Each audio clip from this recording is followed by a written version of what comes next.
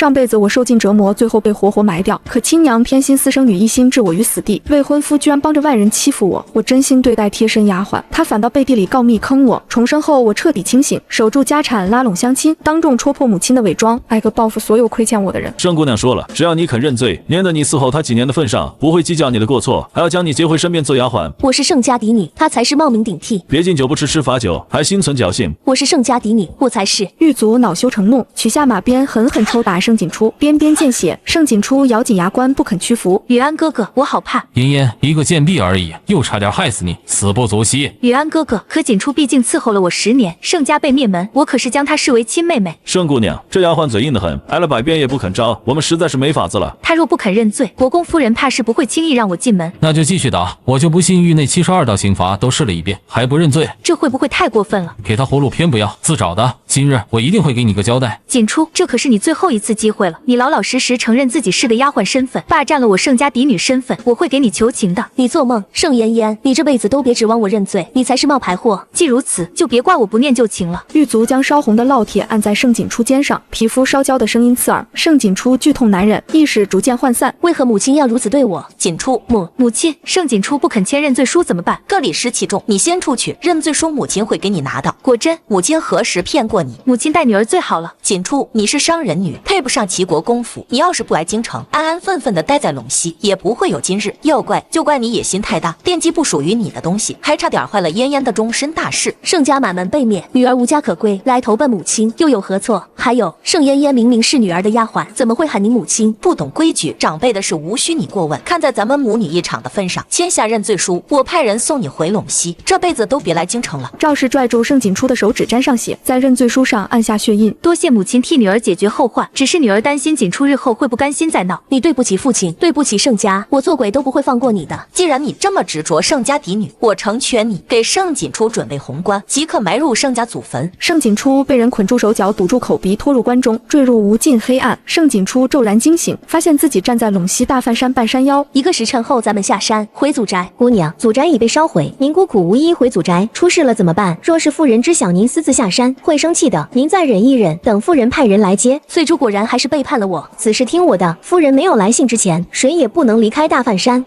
盛景初一巴掌甩在翠珠脸上，还要听你的吗？收拾行李。1个时辰后，3人下山。姑娘，雇辆马车吧。不必，我要带着父亲的牌位入城，让所有人都知道盛家独女像极了城父。姑娘，从山下一路走到祖宅，至少2个时辰。您一个孤女，若是露了脸被人盯上了。盛景初捧着父亲牌位徒步入城，寒风吹红了他的脸颊，眼神却异常坚定。这是盛大老爷的牌位，没想到这一晃就3年了。盛大老爷好走啊！百姓们自觉站成2排，眼眶微红。不孝女盛景初带父回家，叩谢父老乡亲，还惦记着父亲生前过往。盛景初抱着牌位连磕3个头。姑娘，您怎么能当众认下盛家嫡女的身份？翠珠伸手就要去夺牌位。我是父亲唯一的女儿，带父亲回老宅有何不妥？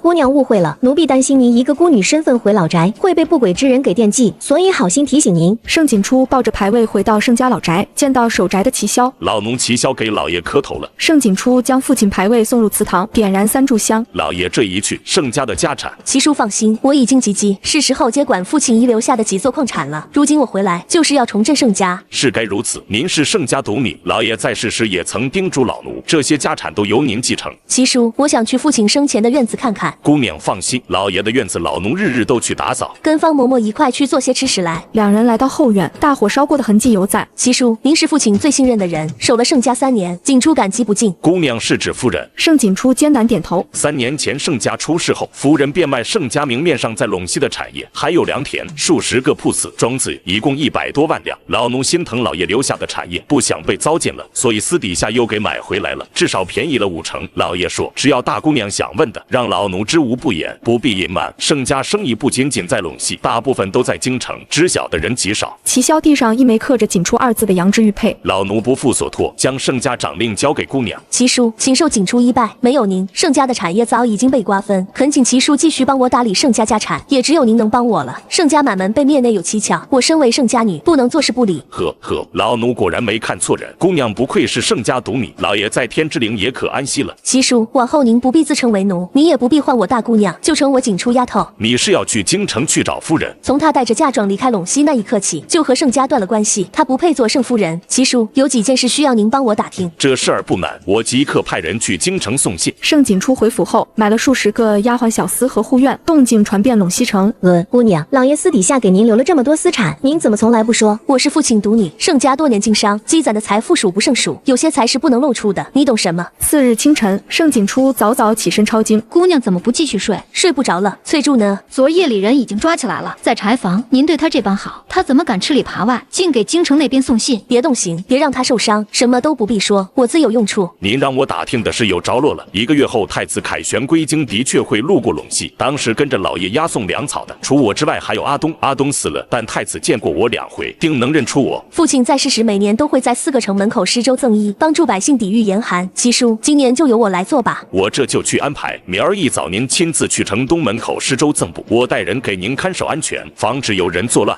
次日，盛景初在东城门口亲自施粥，百姓排起长队。姑娘施粥亲力亲为，现在整个陇西的人都认识您了。20日后，赵氏和盛嫣嫣快马加鞭赶到陇西。是陇西那边，盛景初擅自下了山回祖宅，我竟不知盛家还有几处私矿。母亲，女儿跟您一块回去。姑娘，京城的马车莫约还有2个时辰就到陇西了。刚才齐管事说让您做好准备。盛景初站在粥棚里继续施粥，神色平静。赵氏的马车停在不远处，赵氏倒吸一口凉气。盛景初的脸和盛老爷有7分相似。母亲，咱们接到书信时，他已经施粥10日了，加上路上的时间，至少有20几日了。现在整个陇西都夸赞他，那女儿怎么办？先别急，女儿如何不急？翻过了年，齐国公府就要定下婚事了。当初盛家出事时就不该留着她。嫣嫣，不管怎么说，她都是你亲妹妹，罪不至死。是女儿一时糊涂，还请母亲恕罪。去将姑娘带来。姑娘，夫人在马车里等你。夫人是哪家的夫人？姑娘，奴婢是双环啊，是夫人来接您了。我不认识你说的什么夫人，也不认识双环，你认错人了。你要是想喝粥就去排队，别挡路。姑娘，您连自己的亲生母亲都不认了？你胡说八道什么？我母亲3年前就跟着父亲一块去世了，你究竟是何人，竟敢诋毁我母亲？百姓们纷纷怒视双环，这孽障，3年不见居然敢诅咒我死！赵氏提着长鞭冲出来，冲着盛景初面门劈下。齐萧徒手接住长鞭，掌心鲜血直流。齐叔，何人胆敢再次猖狂，竟光天化日之下伤人？齐萧，你好大的胆子，竟连我也不认得了。盛景初，谁给你的胆子，竟敢顶着盛家嫡女的身份办粥棚的？男人，给我拆了！不许拆！盛景初挺身而出，与赵氏当面对峙。这位夫人好生奇怪，初次见面便要挥鞭打人，又要强拆粥棚。我本就是盛家嫡女，何须顶着名声？就是景初小姐就是盛家嫡女，这妇人怕不是来打秋风的亲戚吧？说得对，你当真不认我？夫人有病就去吃药，别在这碍手碍脚。你未曾生养，与我不过一面之缘，何来不孝之说？我是盛家主母。胡说八道！我母亲早就跟随父亲而去了，尸骨还葬在盛家祖坟呢。你是哪里冒出来的厚脸皮，竟敢冒名顶替我母亲的身份？陇西城谁不知道我母亲待人亲和，怎会是你这般轻浮模样？孽障！景初，你明明和我一样是个丫鬟，为何要冒充姑娘的身份呢？咱们好歹一块伺候了姑娘10年，你为了霸占姑娘的身份，如此心狠手辣，居然要我性命！幸亏我逃出来。夫人，景初胆大妄为，擅自抱着老爷的牌位下山，自以为盛家没了人证实身份，就敢自私认下盛家独女的身份，招摇撞骗。你一定要为姑娘讨个公道啊！盛景初，你现在还有什么好说的？我命你们几个在大范山看守，你们竟敢私自下山冒名顶替，罪该万死！这么说，你是夫人的人？罪人，奴婢是夫人从人牙子那买来的，在盛家已经11年了，夫人待奴婢极好，所以奴婢一定要揭穿你。夫人可认同翠柱的话？确实如此。景初，念在你伺候嫣嫣10年的份上，你只需要下跪承认错误，我可以饶你不死。陆大人来了。陆大人带着牙兵赶到。陆大人来的正好，这小姑娘年纪轻轻不学好，冒充我女儿盛嫣嫣，败坏我盛家名声，还请陆大人快将此人抓起来。陆大人想必是见过我父亲的，整个陇西都知道我这张脸像极了父亲。天底下相似之人太多了，难道个个都是血亲？人证物证都在，你还敢狡辩？姑娘，您又何必遮遮掩掩？若是老爷还在，谁敢这么欺负您？嬷嬷，别说了，老奴实在是看不下去了。当初老爷死后，头七刚过，夫人就将您送去大范山，转头又贱卖了盛家在陇西的家产，带着嫁妆回了京城。这3年连封书信都没送来过，您又何必替夫人隐瞒呢？方嬷嬷掏出一摞字据，高高举起，这些就是夫人贱卖盛家家产的字据，上面可还有夫人的签字画押。我想起来了，是有这么回事儿。盛老爷死后，盛夫人没多久就变卖了盛家家产，连夜逃走。呸！丧良心的东西！盛老爷尸骨未寒，丢下一个女儿就走了。瞧瞧小姑娘瘦成什么样，再瞧瞧这位夫人，穿金戴银，披红挂绿，珠圆玉润，哪有半点死了丈夫的难过模样？这么一说，还真有点像那位盛夫人。难怪小姑娘说盛夫人死了，毕竟随丈夫而亡的盛夫人和抛弃亡夫、变卖盛家家产潜逃、丢弃孤女的人儿言，还是死了名声好听些。这人3年都不见一个影子，该不会是回来和盛姑娘争家产的吧？身为盛家妇，不替丈夫守寡，连夜变卖家产离家，3年后又来欺辱盛家孤女，我倒要问问吏部尚书何为公道？忒不要脸了，拿着嫁妆离了盛家，就表示和盛家断了关系，如今还要找个人冒充盛姑娘夺家产，欺人太甚。盛老爷为陇西做了这么多年好事，对我们有恩，在陇西我们决不允许任何人欺辱盛姑娘。对，你说你是盛夫人，可有证据？本官在陇西数年，和盛老爷也有几分交情。这小姑娘的眉眼像极了盛老爷，怎么可能是假的呢？好啊，你胆子忒大，煽动百姓收买知府做实身份，不就是贪图盛家财产？我岂能让你如愿？你说我是冒充盛家嫡女，那敢问这位夫人，真正的盛家嫡女在何处？嫣嫣知书达理，是我精心培养的大家闺秀，可不像你这般粗鲁，抛头露面，不知所谓。嫣嫣，下来。盛嫣嫣撩起帘子下了马车，一露脸，冲着盛景初痛心疾首。景初，你为何要冒充我的身份？盛景初往前一步，看向盛嫣嫣的眉眼，拔高了声音：嫣嫣，你说你是盛家嫡女，那我问你，这3年你在何处？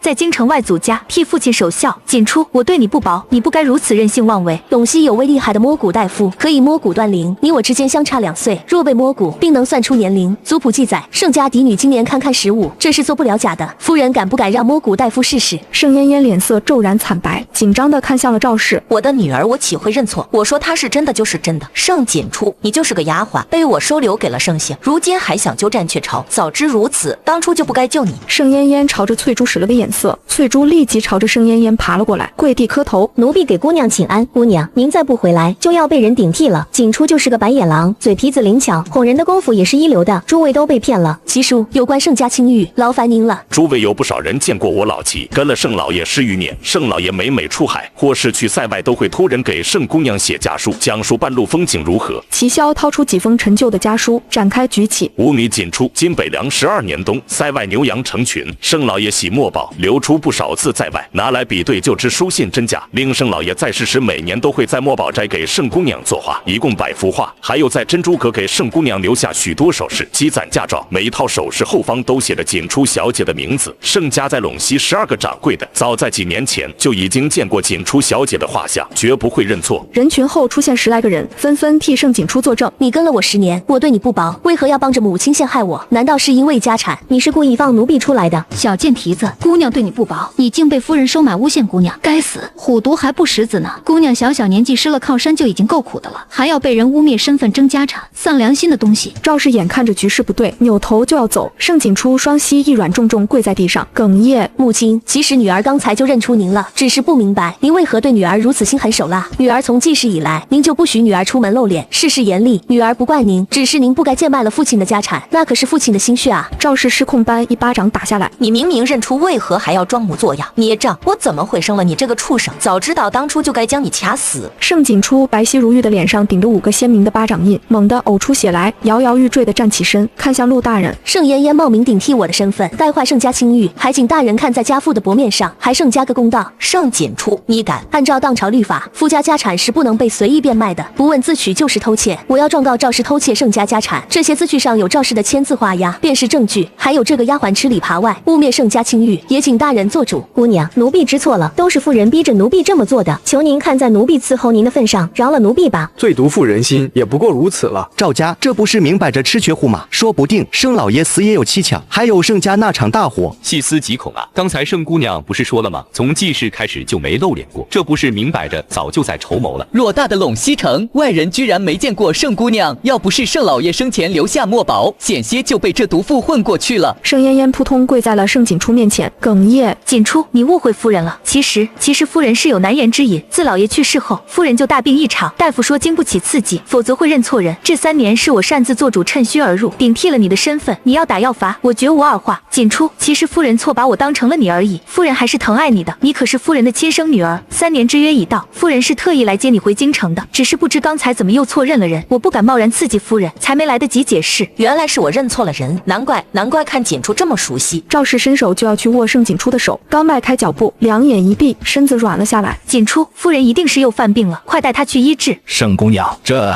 其中会不会有什么误会？原来是这样，我还以为母亲当真是糊涂了，为了个丫鬟居然诬陷亲生女儿。姑娘，嬷嬷，先将母亲抬回去，日后的事往后再说也不迟。赵氏被抬回了祖宅，安置在了客房。盛景初就站在床榻前，居高临下的盯着赵氏看，榻上的人无法装睡了，悠悠然睁开眼，锦处怎么瘦了这么多？夫人您终于醒了。你这孩子也是，明知自己是个丫鬟，为何要冒充锦处身份，害我这些年疼错了人？夫人，我只是一时不忍，加上我从小失了父母双亲，一时糊涂，才会将错就错，求夫人原谅。出去跪着，没有我的吩咐不准起来。慢着，锦处一个丫鬟而已，犯了错就该罚，你不必求情。母亲，盛嫣嫣这几年毕竟代替我照顾了您，这次险些酿成大错，就再罚她20个板子，功过相抵，如何？就依你。门外传来板子声以及盛嫣嫣破碎的惨叫声。20个板子打完了，外面的丫鬟说盛嫣嫣已经晕过去了。是吗？犯了错就该罚，拖下去吧，别弄脏了姑娘的眼。盛锦初站起身，贴心的替赵氏掖了掖被子，而后一脸乖巧的退下，转过身的功夫脸已沉。姑娘，夫人明显是不怀好意，您可千万别上当了。嬷嬷，现在还不是撕破脸的时候，她毕竟占了生母的头衔，想要摆脱还需要时间。翠珠那丫头都招了。齐萧从怀中掏出了字据，辛苦齐叔了，先放在庄子上养着，别弄死了。姑娘放心，劳烦齐叔准备些贺礼，我要亲自去拜见知府。半个时辰后，齐萧准备好了马车，盛锦初到了陆家，进了正厅。过了一会儿，陆大人才姗姗来迟。不必多礼，坐吧。陆大人，我今日冒昧前来是有意庄氏相求，我母亲得了癔症，神志不清的情况下被人怂恿贱卖了盛家家产，我想追究此事。那些家产都是父亲在世时打拼下来的，白白被人糟践，我于心不忍。此事已过了3年，你又何必追究不放呢？而且卖家产是你母亲同意的，查到了不该查的，你将来去了京城如何面对赵家？盛姑娘，赵夫人毕竟是你亲娘，你的婚事还需要她掌看，有些事睁只眼闭只眼，对你无害。大人，倘若我执意要追究呢？那可是你外祖家。两人僵持了片刻后，陆大人深吸口气，只好妥协。看在你父亲的份上，我只帮你这一次，日后别让我为难了。多谢大人。从府衙离开时已接近傍晚了，主仆两人回了祖宅时，赵氏在大厅等他。锦初，你终于回来了，母亲怎么醒了？可好些了？咱们母女3年不见，也该坐下聊聊了。好，姑娘今日滴水未进，老奴给您下碗面条如何？多谢嬷嬷。这么晚了你还去周棚，你这性子倒是随了你父亲一样的心地善良。锦初，我准备带你回京城，你年纪不小了，也该相看相看了。女儿听母亲安排。锦初，白日究竟是怎么回事？你怎么会在大庭广众之下忤逆我？是不是有人教唆你的？怎么会呢？女儿只想着和母亲撇清关系，将来母亲在京城也不会被盛家主母的身份禁锢。还有陇西都在传母亲忘恩负义、自私凉薄，夫家刚死就变卖了家产，私会情郎。女儿这么做都是为了保护您的名声。不得不说，您已经死了，这都是一派胡言，都怪我犯了病，一时错认了人，委屈你了。母亲哪里话，女儿心疼您还来不及呢，怎会怪您？又聊了会儿，方嬷嬷送来了膳食，赵氏想起了盛嫣嫣到了该上药的时候了，便找了个借口离开了。夫人换上了丫鬟的衣裳，去了盛嫣嫣的院子，给上了药，还送了吃食去，待了大半个时辰。继续盯着，吩咐下去，任何人这几日都不得擅自靠近祠堂。夫人既然来了，肯定不会善罢甘休的。姑娘接下来可有什么打算？等次日天不亮，方嬷嬷就喊醒了盛锦初。姑娘，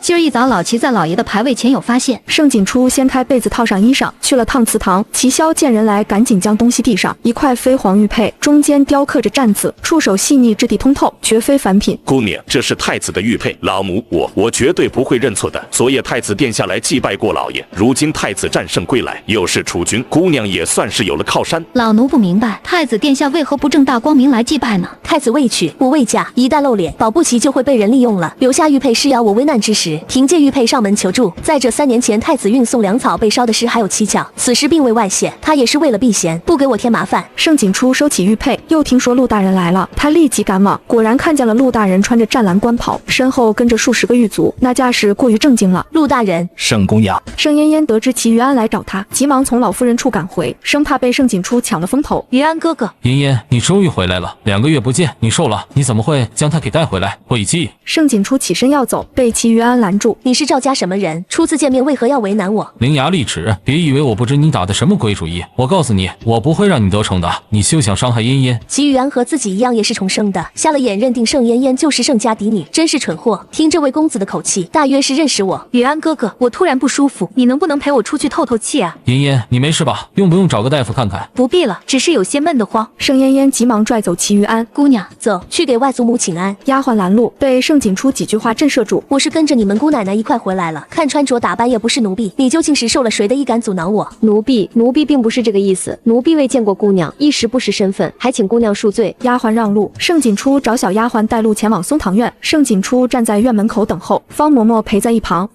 我是盛锦初，听闻外祖母病了，想来看看，不知外祖母可好些了？姑娘稍等，容老奴进去传个话。有劳嬷嬷了。盛锦初送谭嬷嬷一只玉镯，请她日后多关照。我初来乍到，许多规矩不懂，若是有有不得当之处，还请嬷嬷日后提醒一二。谭嬷嬷收下玉镯，转身进去通报。很快，谭嬷嬷笑着出来，请盛景初进门。老夫人听说表姑娘回来了，让您进去。多谢嬷嬷，叫我谭嬷嬷就行。屋内燃着檀香，谭嬷嬷支开赵氏。老夫人，表姑娘来了，给外祖母请安。你和嫣嫣一块回来的，他人呢？刚才在大厅见过一次。你退下吧。是。盛景初退下，留下礼物。赵老夫人打开锦盒，发现3颗还命丹和18罗汉佛珠。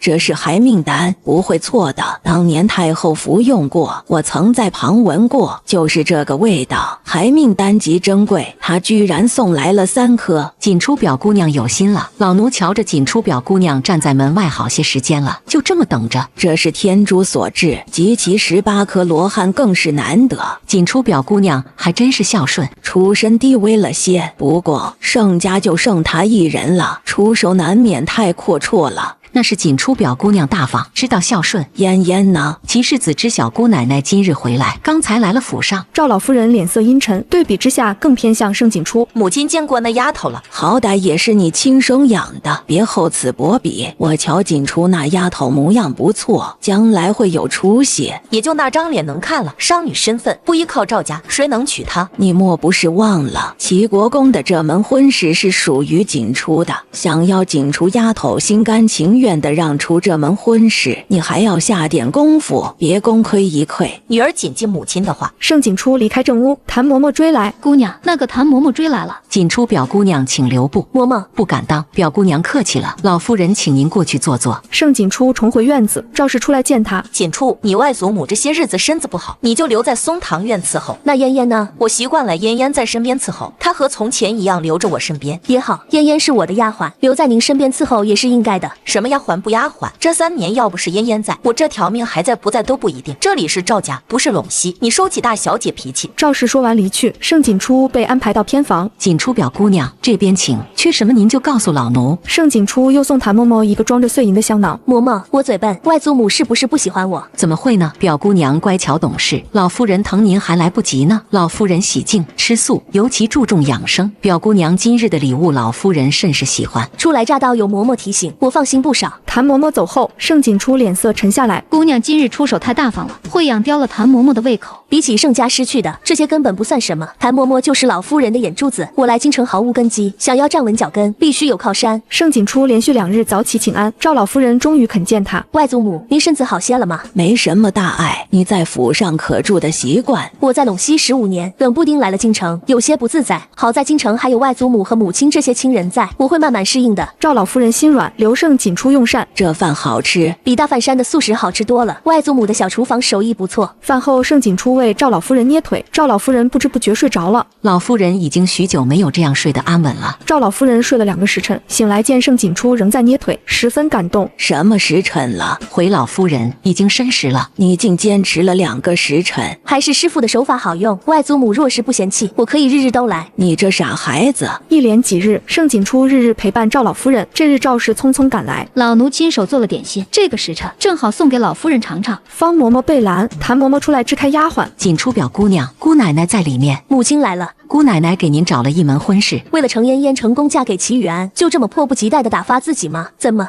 这么着急？求嬷嬷帮我留意留意。表姑娘放心，也不是旁人，是府上的程公子，说起来还是您的表哥。父亲在世时已经给我准备了一门婚事，我不能嫁给程表哥。表姑娘也别急，再等等看。谭嬷嬷离去，盛景初让方嬷嬷出府采买墨宝。嬷嬷拿着牌子出府一趟，替我采买些墨宝。老奴这就去。盛景初站在窗下等了3、4个时辰，见赵氏离去，谭嬷嬷来请他过去。赵老夫人难以开口，盛景初不多问，陪他聊到夜深才回去。作孽啊！4日，赵氏怒气冲冲闯进来质问盛景初：“滚开！昨夜京城忽然来了一阵谣言，指责嫣嫣不是盛家嫡女，要抢占你的婚事。此事是不是你在背后作怪？”我没有，你少在这装模作样，在陇西市煽动百姓当众顶撞了，回了京城又故技重施，其心可诛。这是怎么回事儿？现在全京城都在传赵家要吃绝户，胡说八道，还不都是他干的好事？外祖母、母亲，此事绝非景初所为。景初自来了赵家，从未离开过松堂院。这丫头的确都在我眼皮蹄底下。那其他人呢？我只带了方嬷嬷一个人来。母亲，会不会消息是从陇西传来的？当时闹得那么大，或者是被人给利用了？当时发生了什么？锦初，你说，不许隐瞒。盛景初说出陇西闹剧，赵老夫人震怒，下人退下后，这3年你宠着嫣嫣，我也不计较，可你不该捧一个踩一个。锦初也是你生养的，现在连累了赵家，背负算计孤女财产的骂名。母亲，齐国公府这门婚事，先不说成与不成，锦初和成哥儿的事就此作罢。可我已经应允了嫂嫂，这2日就要选个日子定下来。胡闹！你还真想让全京城戳赵家脊梁骨吗？你当初做的糊涂事，如今可别犯蠢，连累赵家。我就去给嫂嫂赔罪。母亲，成哥儿的事情作罢。那齐国公世子呢？他和嫣嫣两情相悦，可锦初只是个商女身份，根本配不上齐世子。这门婚事本就是锦初的，他不论是什么身份，齐国公府都得认。至于嫣嫣，她又是什么身份？怎么比得过陇西盛家独女的身份？赵氏不敢多说，咬牙离去。赵老夫人长叹口气，我怎会不知他将锦初送到松堂院是为了将人困住？嫣嫣那丫头一共才来请安几回，人心都是肉长的。锦初这丫头命也苦得很，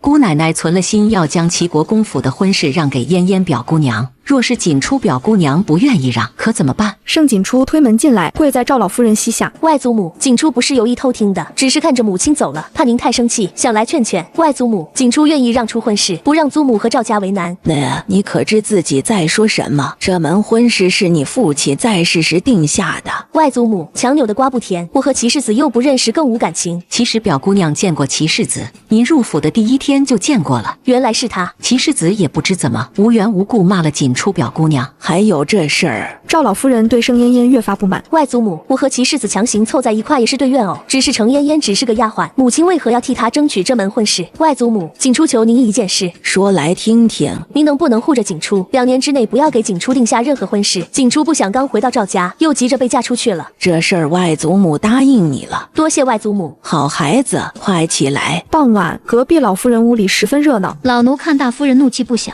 还有盛嫣嫣也来了。盛嫣嫣打扮得花枝招展，像个千金小姐。盛锦初却衣着素净。嬷嬷别急，再等等。姑娘，老奴是替您打抱不平。盛锦初重申一次，早已对赵氏不抱期待。隔壁聊到深夜，盛锦初熄灯站在窗下看着，终于人都走了。舅母过奖了，你舅母说的也是实话，这下可放心了。多谢母亲。谭嬷嬷深夜来叩门，锦初表姑娘可睡下了。嬷嬷，3日后府上要举办一场赏花宴，届时会给嫣嫣表姑娘证明身份，对外宣称和您一样都是盛家嫡女，乃一母同胞双生子。从明日开始，嫣嫣表姑娘称大表姑娘，您是2表姑娘。不过日后您的婚事老夫人说了算。我去给外祖母磕头谢恩。2表姑娘不必去了，老夫人刚歇了。谭嬷嬷走后，方嬷嬷气得发抖。姑娘，咱们回府吧，这帮人欺人太甚了。这样的话，嬷嬷以后不要再说了，隔墙有耳，与我不利。谭嬷嬷回到正屋，她怎么说？可有怨恨？2表姑娘初听此消息时，小脸煞白。老奴解释之后，她还要给您谢恩，被老奴给拦住了，一点怨恨也无。老夫人，老奴瞧着2表姑娘性子恬淡得很，不争不抢，不像生气。这孩子顾全大局，是个不错的，若一直乖巧体贴，养在膝下也无妨。次日一早，盛嫣嫣来请安，故意挑衅：二妹妹，多亏了你常来给外祖母请安，陪着姐姐们，等得了空，我领你去京城逛逛。盛嫣嫣见盛锦初不说话，立刻装委屈：二妹妹，你是不是对我有意见，还是不满意外祖母做的决定？门开了，盛嫣嫣红着眼眶进去。外祖母，外祖母。赵氏风风火火进门。盛锦初，你别以为答应了将婚事让给嫣嫣，嫣嫣就亏欠你，是你配不上这么好的婚事。嫣嫣是替你嫁过去，你应该感谢她才是。母亲，不怪二妹妹，果然是个没教养的。给母亲请安，少在这假惺惺，我收不起你这一拜。今日我和嫣嫣并未说过一句话，也不知哪里惹恼了嫣嫣，若有不实，我赔罪。对，锦初并没有辱骂我，是我被封杀迷眼了。够了，少在这惺惺作态。盛锦初，从今天开始，嫣嫣就是你的长姐，你要敬重她，不可欺负，知道吗？盛锦初忽然跪下：外祖母，我想回陇西，求您放我回去吧。从今往后，这里就是你的家，外祖母会护着你，都是你女儿，你不该厚此薄彼。我这是在教她规矩，她的规矩好得很，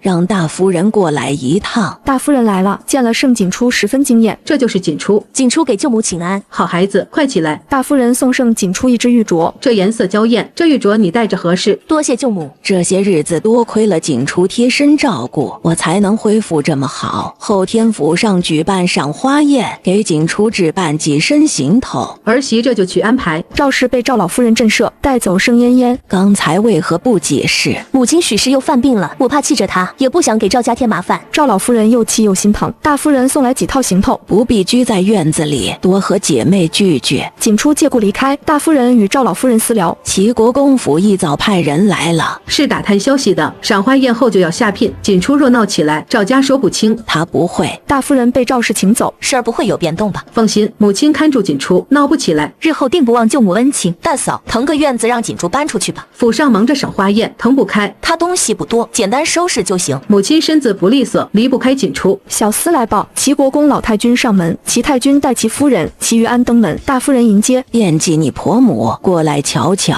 盛嫣嫣与齐玉安眉来眼去，齐夫人留下与赵氏谈话。京城有关嫣嫣身世的流言不少，今日来要个准话。嫣嫣与景初都是我女儿，当年高人指点，嫣嫣极其谦虚掩藏身份，否则有性命之忧，都是景初胡说惹的麻烦。母亲，儿子已查过，此事是真。话别说太早，齐赵两家都是有头有脸的，婚事需谨慎，下聘前流言要解决。世子夫人位置不是谁都能做。母亲，这事儿已是定局。世人皆知盛家只有一个独女，娶亲岂能马虎？齐夫人意思该如何？对外称景初是盛家旁支养女如何？当年定亲信物是龙凤玉，后日赏花宴，嫣嫣需待奉配。盛嫣嫣抢先点头答应。齐太君进院见景初舞剑，剑法灵巧利落。二表姑娘，谭嬷嬷，外祖母醒了。景初见齐太君，行礼标准，不卑不亢。不必多礼，你就是陇西来的盛姑娘。我是赵府二表姑娘。二表姑娘出了汗，快去换衣裳，别着凉。景初乖巧离开，方嬷嬷低声提醒：齐太君是将门嫡女，极少见姑娘家舞剑，方才她眼底满是惊艳欣赏。景初擦剑收鞘，静心练字。二表姑娘，老夫人请您过去。那位是齐太君，齐世子祖母。嬷嬷放心，不该说的我不会乱说。景初进正厅，这位是齐太君，不必多礼。极少见女儿家舞剑，在哪学的？父亲亲自教的，自小身子弱，练剑强身。这么好的外孙女还藏着，有空带景初去国公府坐坐。齐太君告辞，意味深长看了景初一眼。赵氏闯入，你见过老太君了？二表姑娘沉稳，不该说的一个字没提。这3年嫣嫣守着我，她只求加入国公府。齐世子看中的是嫣嫣，你嫁过去也不会被待见。当年的凤配在哪？我从未见过什么凤配。母亲，我若有你怎会不知？没那本事别揽瓷气活，拿不出凤配，自己跟齐家交代。齐太君回府，脸色阴沉。说说今日吧，安王，你见过那位二表姑娘，印象如何？祖母，盛景初阴险狡诈，绝不能信。陇西时她名声极差，长期辱嫣嫣。齐太君支开齐玉安，你见过盛二姑娘？没有。较之盛嫣嫣强了100倍。京城流言非空穴来风，安儿婚事要慎重。未确定嫣嫣身份前，婚事暂且拖延，派人去陇西打探消息。深夜，黑影潜入景初院中，为了奉配，这就按捺不住了。嬷嬷，今日乏了，早些歇息。熄灯后，景初躲在门后，烟雾入屋，丫鬟推门翻找，景初抄花瓶砸中其头。方嬷嬷进门，将香囊塞入丫鬟怀中。外祖母，外祖母！景初赤脚敲门，惊慌失措。这是怎么了？隔壁来了身份不明的人，我害怕将人砸伤了。是姑奶奶身边的青玉，半夜来偷东西，人赃并获，送去庄子，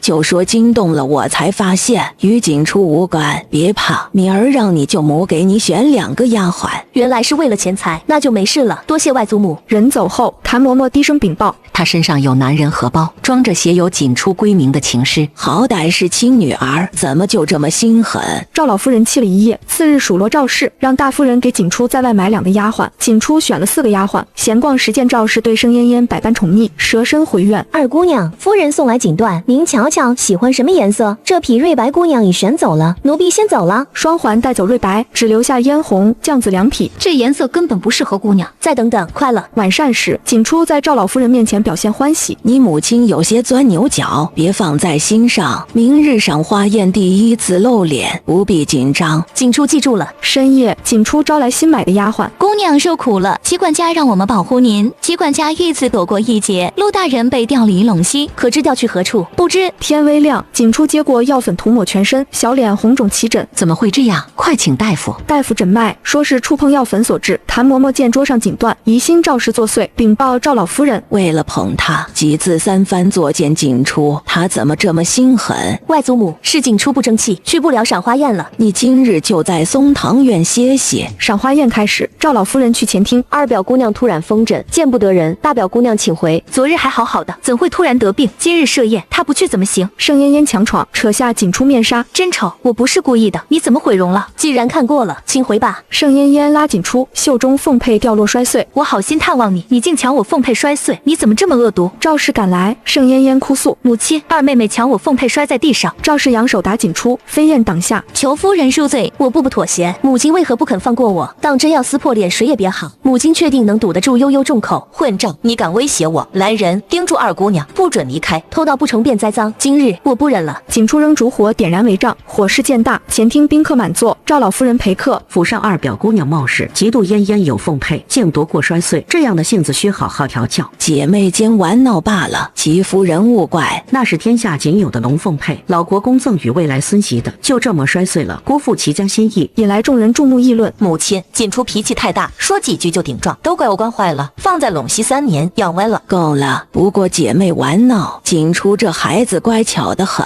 母亲，那是您不了解他真面目，惯会骗人。这样的人该送家庙赎罪，免得祸害人。这位二姑娘本就不是好人，屡屡欺负嫣嫣，险些害她性命，大家日后要提防。于安哥哥别说了，二妹妹不是那样的人，她初来乍到不懂规矩。嫣嫣，你太善良，她什么都要抢，这些年你忍让够多了。盛锦初抢你身份，羞辱你，如今连凤佩婚事都要抢，特不要脸了。众人议论，多站盛嫣嫣这边。齐世子慎言，这丫头日日陪伴伺候我，不争不抢，今日之事定有误会。母亲，这才是她精明处，装模作样哄住您，您根本不了解她。若非她太过分，我怎会揭发？我亏欠嫣嫣15年，不能再纵容锦初了。赵家举办赏花宴，宾客云集，齐于安正与赵氏交谈，理应如此。嫣嫣自小被锦初欺负，吃尽苦头，你日后莫要辜负她。我定会好好护着嫣嫣，绝不会让她受委屈。人群忽然躁动，有人发现远处着火，快看，那是不是着火了？不好，是松堂院，天干物燥，我去后头瞧瞧。你好好招待客人。府上着火，我们哪还有心思赏花？我们带来的人多，不如一块去帮忙。众人来到松堂院，大火已将偏房快烧没了。我听说二表姑娘和老夫人同住，这火来得这么不巧，会不会跟二表姑娘有关？当然是吸引注意力啊！这孽障什么都敢干。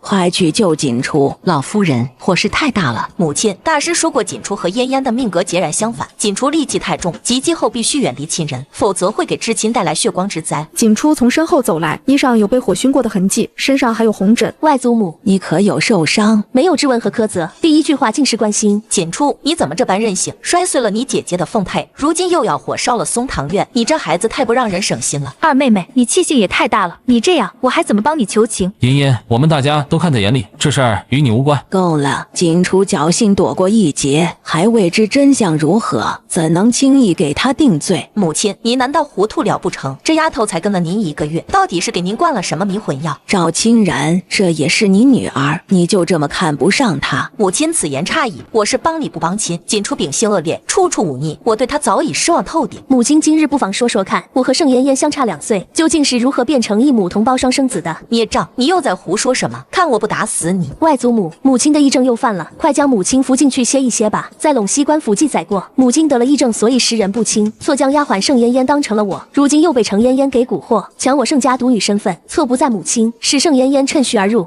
不是我，是他胡说。官府记载，人证画押，岂会有假？雨安哥哥，他撒谎，我才是盛家独女。我当然相信你，这贱人就是故意冒充的，扰乱视听，只要将人拖下去，狠狠杖打，一定会招。齐世子，我与你无冤无仇，你怎能如此心狠，要置我于死地？你冒充嫣嫣身份，诋毁嫣嫣，就该死！来人，将二姑娘给我拖下去！一声呵斥从人群身后传来，京兆尹陆大人出现。这不是新官上任的京兆尹？据说这位京兆尹大人也是从陇西来的。这是什么风，把陆大人都给吹来了？本官是奉命而来，这张字画是从陇西盛家铺子卖出去的，上面还有盛家印。这铺子又在3年前被盛夫人赵氏私自变卖，故而本官官是来查案的。一张字画而已，查什么案？这张字画里藏了张边防图，这会不会是有什么误会？这是赵氏亲笔所写的字据，还有当初贱卖盛家铺子经手之人的口供，还能作假？陆大人，早在3个月前，我已经将变卖铺子的钱给了锦初，变卖铺子的银钱我可是都给你了，此事你应该知情。母亲，3年前我在大范山守孝，父亲死后，是您将这些铺子擅自卖了，我的确是收了银子，可边防图与我何干？丧夫后，我得了癔症，错信了他人，这边防图定是有人栽赃陷害。这么说，小姑娘说的是真的了。盛夫人得了癔症，也极有可能错把丫鬟当成亲女儿。母亲可要想好了，边防图一旦查证，皇上治罪盛家，盛妍妍也要跟着倒霉。盛妍妍，你当真是盛家女儿吗？赵老夫人将锦初拉起来，握紧她的手。别怕，赵家不会不管的。人证物证确凿，来人呐！且们，嫣嫣是我收养的，这3年对我尽心尽力侍奉，我不忍委屈她，要给她个前程，所以才对外宣称是盛家嫡女。真正的盛家嫡女只有盛锦初一人，大人，盛家的家产全都是盛锦初一个人的，就算是要治罪，也是治他一人。陆大人，我是盛家独女，我会配合调查。这会不会是个误会？锦初小年纪，怎么会和边防图扯上关系呢？一定是有人栽赃陷害。边防图的事，我隐约听盛家提及过。赵清然，你胡说什么？边防图一旦落罪，可是要抄家灭族的，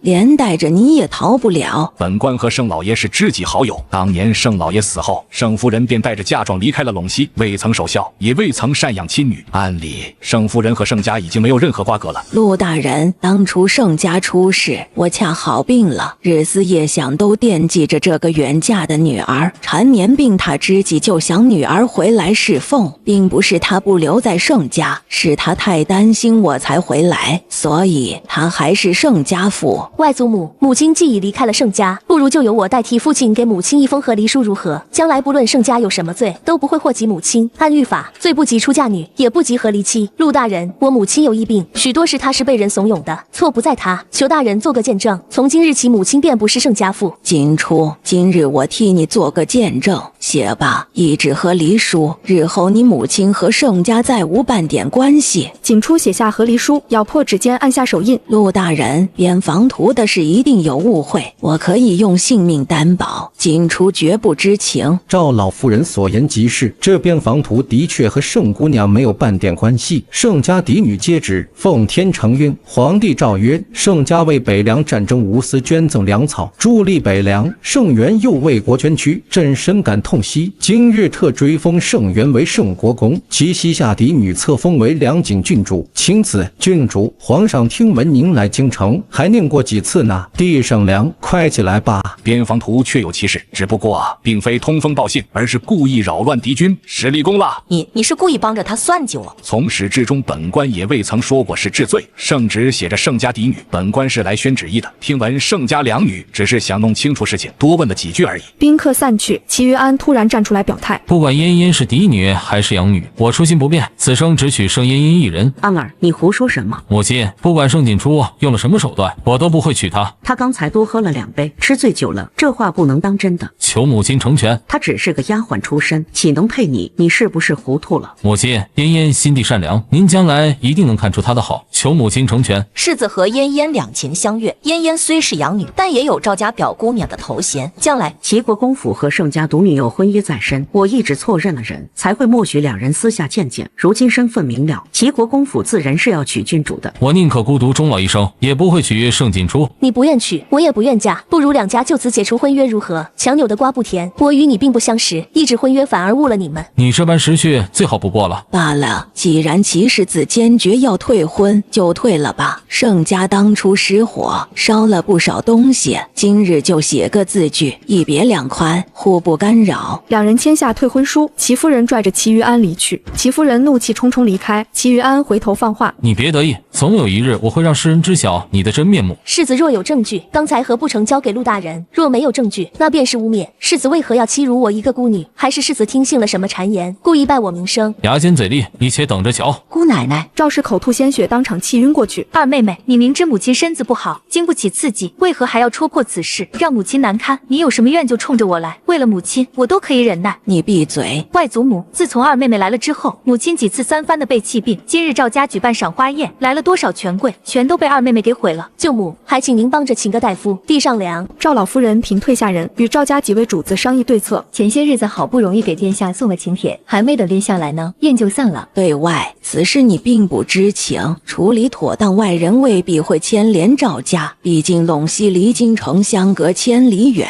此事是他程嫣嫣一人之过。嫣嫣可是妹妹的命根子，处理了嫣嫣，只怕妹妹不愿意。今日齐国公世子处处维护嫣嫣，还要非他不可。齐国公世子深得其贵妃疼爱，又和3位皇子走得近，万一有什么变动，将来还有条退路。太子归来，又是嫡长，其他人怎能威胁太子之位？母亲，太子1日未登基就有变动，除非太子妃之位落在赵家，赵家才会倾其所有赌一把。是这么个理。几人商量决定，对外宣称赵氏得了议政，盛嫣嫣以心头血为要养着赵氏。那景初那边会不会有什么想法？这孩子乖巧又懂事，我会亲自说服他。赵老夫人去探望赵氏，出门看见廊下的景初。景初，你过来，你母亲险了。我知道，刚才我去探望过了。你今日受委屈了，外祖母会和你母亲好好谈一谈。赵老夫人进屋，见赵氏辱骂景初，反手打了他一巴掌。景初也是你女儿，你今日对她恶语相向，以容拒容，你以为嫣嫣就能有个好名声？那齐夫人是什么厉害角色，你岂会不知？亲然，景初她并未做错什么，有了今日，齐夫人未必会同意让嫣嫣进门。母亲，错在我，嫣嫣是无辜的，不能因为今日害了嫣嫣。想要挽回嫣嫣的名声，你就好好对待景初。她若同意认了嫣嫣做姐姐，嫣嫣就能以盛家女身份嫁过去。盛家已经不是当初那个商家了，是盛国公府，位列3公。为了嫣嫣，我不计较就是。景初这孩子吃软不吃硬，你对他好些，亏不了你的。松堂院偏院被烧，卢氏挪了间院子给景初住。姑娘，赵家的人并未追查失火，还有今日宴会上的事情，也没打算追究，显然是没将您放在眼里。若回了陇西，好歹也是自己当家做主，不必受气。来了赵家，我一忍再忍，赵老夫人的怜惜终究比不过对亲生女儿的包容。次日，景初去松堂院请安，赵氏态度大变。祖儿吓坏了吧？景初，我的儿，你受委屈了，都是母亲不好，又犯了病错认了人。姑奶奶，二表姑娘宽容大度，是不会和您计较的。嬷嬷慎言，昨日陆大人来时已经确定我才是盛家独女，我是盛大姑娘。我儿说的对，从今日开始，嫣嫣还是你的丫鬟，你是盛家唯一的嫡女，谁也撼动不了你的身份。此后，赵氏对景初百般讨好，暗地里却给盛嫣嫣准备贵重首饰衣裳。夫人在翠宝斋订了2份差不多的首饰，还在锦衣阁订了几套盛嫣嫣尺寸的衣裳。齐国公府呢？奴婢打听过了，其实自那日宴会回府后就被罚跪在祠堂。齐国公发了狠话，坚决不同意娶盛嫣嫣。飞燕，火还不够大，需要再添一把火势。姑娘，老奴看老夫人也许会给您撑腰。几日后，卢氏赴宴归来，怒气冲冲。妹妹可是在翠宝斋订了几套首饰，在锦衣阁又订了衣裳，这些东西是为谁订的？可是出什么事儿了？今日李老夫人生辰宴，我带着婉姐儿去赴宴，刚到大门口就听于夫人和王夫人问起这事儿，外面都在转。妹妹这般护着嫣嫣，是嫣嫣乃是你的私生女。胡说八道，一群人在胡说八道。嫂嫂，这样的话你怎么也相信了？不信不信又有什么要紧的？现在京城都传开了，你苛待亲女儿，就我一个丫鬟踩在亲女儿头上，不是脑子坏了，就是丫鬟身份奇怪。不过就是2件衣裳罢了。妹妹几个月前也在锦衣阁制过衣裳，当时留的便是嫣嫣的尺寸。母亲不是儿媳不容忍，府上的哥儿姐儿都到了说亲的年纪了，因2位表姑娘的事情闹得沸沸扬扬，儿媳实在是没脸去贺寿了，只能匆匆赶回。嫣嫣身份未明朗，究竟是养女、丫鬟还是其他，总该有个说法堵住悠悠之口，这么拖着也不是个事儿，是该给个说法。母亲总不能让嫣嫣以丫鬟的身份嫁去齐国公府吧？再等等，等我得了机会和锦初提一提。妹妹还不知道吧？吉世子那日赏花宴后，一直到现在还跪在祠堂呢。齐国公发了话，要吉世子认错，否则就要跪死在祠堂，坚决不会被新妻另娶他人。齐夫人也托了人给我传话，明里暗里都在打听锦初呢。这怎么可能呢？母亲，再继续下去，赵家姑娘的婚事都要被耽搁了，还请母亲尽快定夺。我这就去找锦初说情。倘若锦初不答应，你又该如何？他敢，我是他母亲，不敢忤逆我。想要锦初答应认了嫣嫣，只能服软，不能硬来。1个时辰后，赵家府上来了好几个大夫，松堂院动静很大。刚才谭嬷嬷来一趟，说是夫人犯病了，几个大夫都药石无因，需盛嫣嫣的心间血入药才能稳住夫人的病情。今儿大夫人出门做客折返回来。来，去了松堂院待了大半个时辰，聊起了盛嫣嫣的归属，是大夫人给夫人出了主意，夫人才会一病不起。赵氏压根就没病，装病不过是给盛嫣嫣洗白，逼我妥协罢了。飞燕，陪我去看看。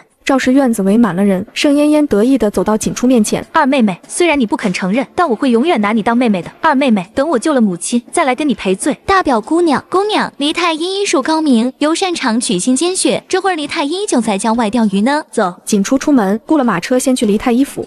去梨太医府，可梨太医在郊外。我知道，咱们暗里并不知晓梨太医在何处才对。景初在梨太医府门口焦急等待，恰好遇到陆大人。盛姑娘，这又是怎么了？莫不是在赵家受了委屈？这位姑娘是来找梁大人的，不巧的很，我家大人早就出门了。盛姑娘，我正好要去郊外，我知梁大人在何处。那就多谢陆大人了。几人来到郊外，找到正在钓鱼的梁太医。取心兼穴，胡闹！这么阴损的法子是谁提出来的？心兼穴可救至亲，我在医书上看见的，求梁太医救我母亲。不去，这么阴损的法子是要折寿的。姑娘另请高明吧，别耽误老夫钓鱼。景初站在河边不肯离开，眼泪汪汪看着梁太医。罢了，今日的雅兴也被搅和没了，我就随你走一趟吧。多谢梁太医。几人返回赵家，院子里众人正盛赞盛嫣嫣。嫣嫣姑娘弯血救人，对身体伤害极大，可要想清楚了。各位不必再劝了，我已经想好了。嫣嫣，当年你救了清然，他是真心认了你，如今你被人非议，又不计前嫌救人，你是赵家的恩人。救母能救母亲，我死而无憾，不图回报，能以养女身份侍奉母亲3年足够了。原来都是咱们错怪这位嫣嫣姑娘了，是盛夫人犯病时认错了人。嫣嫣姑娘这3年来以血入药，养着盛夫人，如今盛姑娘回来了，自然容不下一个丫鬟抢占了自己的身份，将此事闹开了。盛夫人大受打击，一病不起。如今盛夫人病了，却还要嫣嫣姑娘的血入药，这世道谁又能说得清楚呢？哎，可惜了这么好的姑娘。二妹妹，你总算是回来了，刚才母亲还念叨你呢，却迟迟不见你。丫鬟说你套马出门游玩去了。锦初，你母亲病了，还要多亏了嫣嫣。嫣嫣是你母亲的救命恩人，不可不待。大夫说这次嫣嫣取心兼穴，有性命危险。依我看，嫣嫣倘若能活下来，就让她做你母亲的养女。你放心，在你母亲心里，你永远都是第一。嫣嫣是越不过你的。舅母放心，医书记载，至精之人的心兼穴效果会更好。我和母亲是至亲血脉，用我的血吧。二妹妹，你当真要取心兼穴入药？万一失败，后果不堪设想。锦初，取心兼穴受损害极大，可不是收手亡慢的。舅母，我的命都是母亲给的，取心兼穴而已，算不得什么。至于母亲认不认盛嫣嫣做养女，是母亲的事，我从未阻拦。眼下先别说养女的事，救人要紧。胡闹！我瞧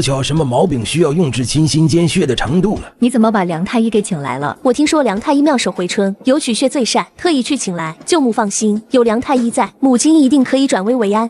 怎么敢劳烦梁太医？梁太医，刻不容缓，求您救我母亲。姑奶奶醒了，不必了，我没事。母亲。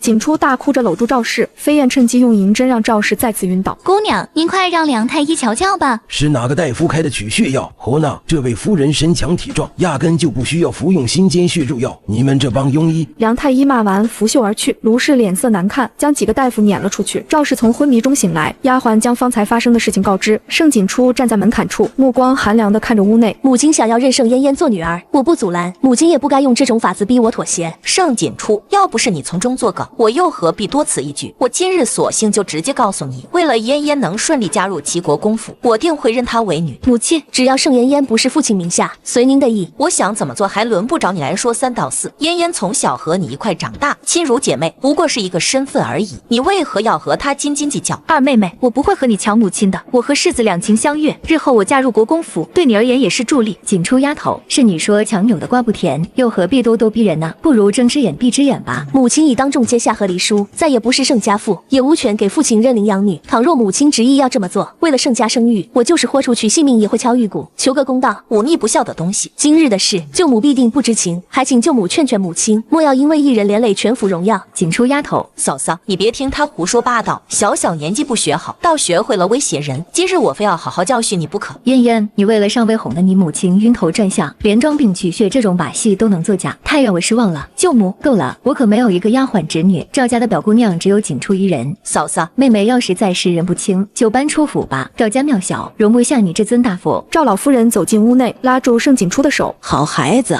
你受委屈了，养女的事日后也不不会发生，盛家只有你一人，你自己说了算。多谢外祖母。赵老夫人让谭嬷嬷领着盛景初回去，谭嬷嬷领着盛景初一路往回走，环顾四周见无人。表姑娘聪慧，老奴果然没看错人。飞燕递上一个荷包，今日多谢嬷嬷提点。表姑娘客气了，日后在府中有事，尽管吩咐老奴便是。几人在三岔路口分开，盛景初带着满腹心事回到住处，方嬷嬷端来茶水，见盛景初在发呆，便没有打搅。姑娘打听到消息了，老夫人给夫人禁足了，还让盛嫣嫣立刻搬出院，收回了那些份例，从今以后不许任何人喊盛嫣嫣表姑娘。飞燕，打听17年前母亲在赵家发生了什么，最好是能找到母亲当年身边伺候的人，或者是卢氏身边的人也行。奴婢记下了。赵氏铺垫了15年，想要盛嫣嫣顶替自己嫡女身份，最大的原因一定是钱。父亲的死极有可能和赵氏有关。卢氏带着几个丫鬟走进来，手里捧着数十匹锦缎。景初，你受委屈了。舅母，舅母知道你受委屈了，是舅母忙于庶务，忽略你了。日后舅母会好好补偿你的。多谢舅母。卢氏聊了几句宽慰的话后便离开了。飞燕，奴婢在。盛景初低声吩咐了几句，飞燕点头，悄悄退了出去。管事嬷嬷领着丫鬟将盛嫣嫣的衣裳首饰全部收走。盛嫣嫣，从今天开始你就是2等丫鬟了，每天都有活儿，不许偷懒。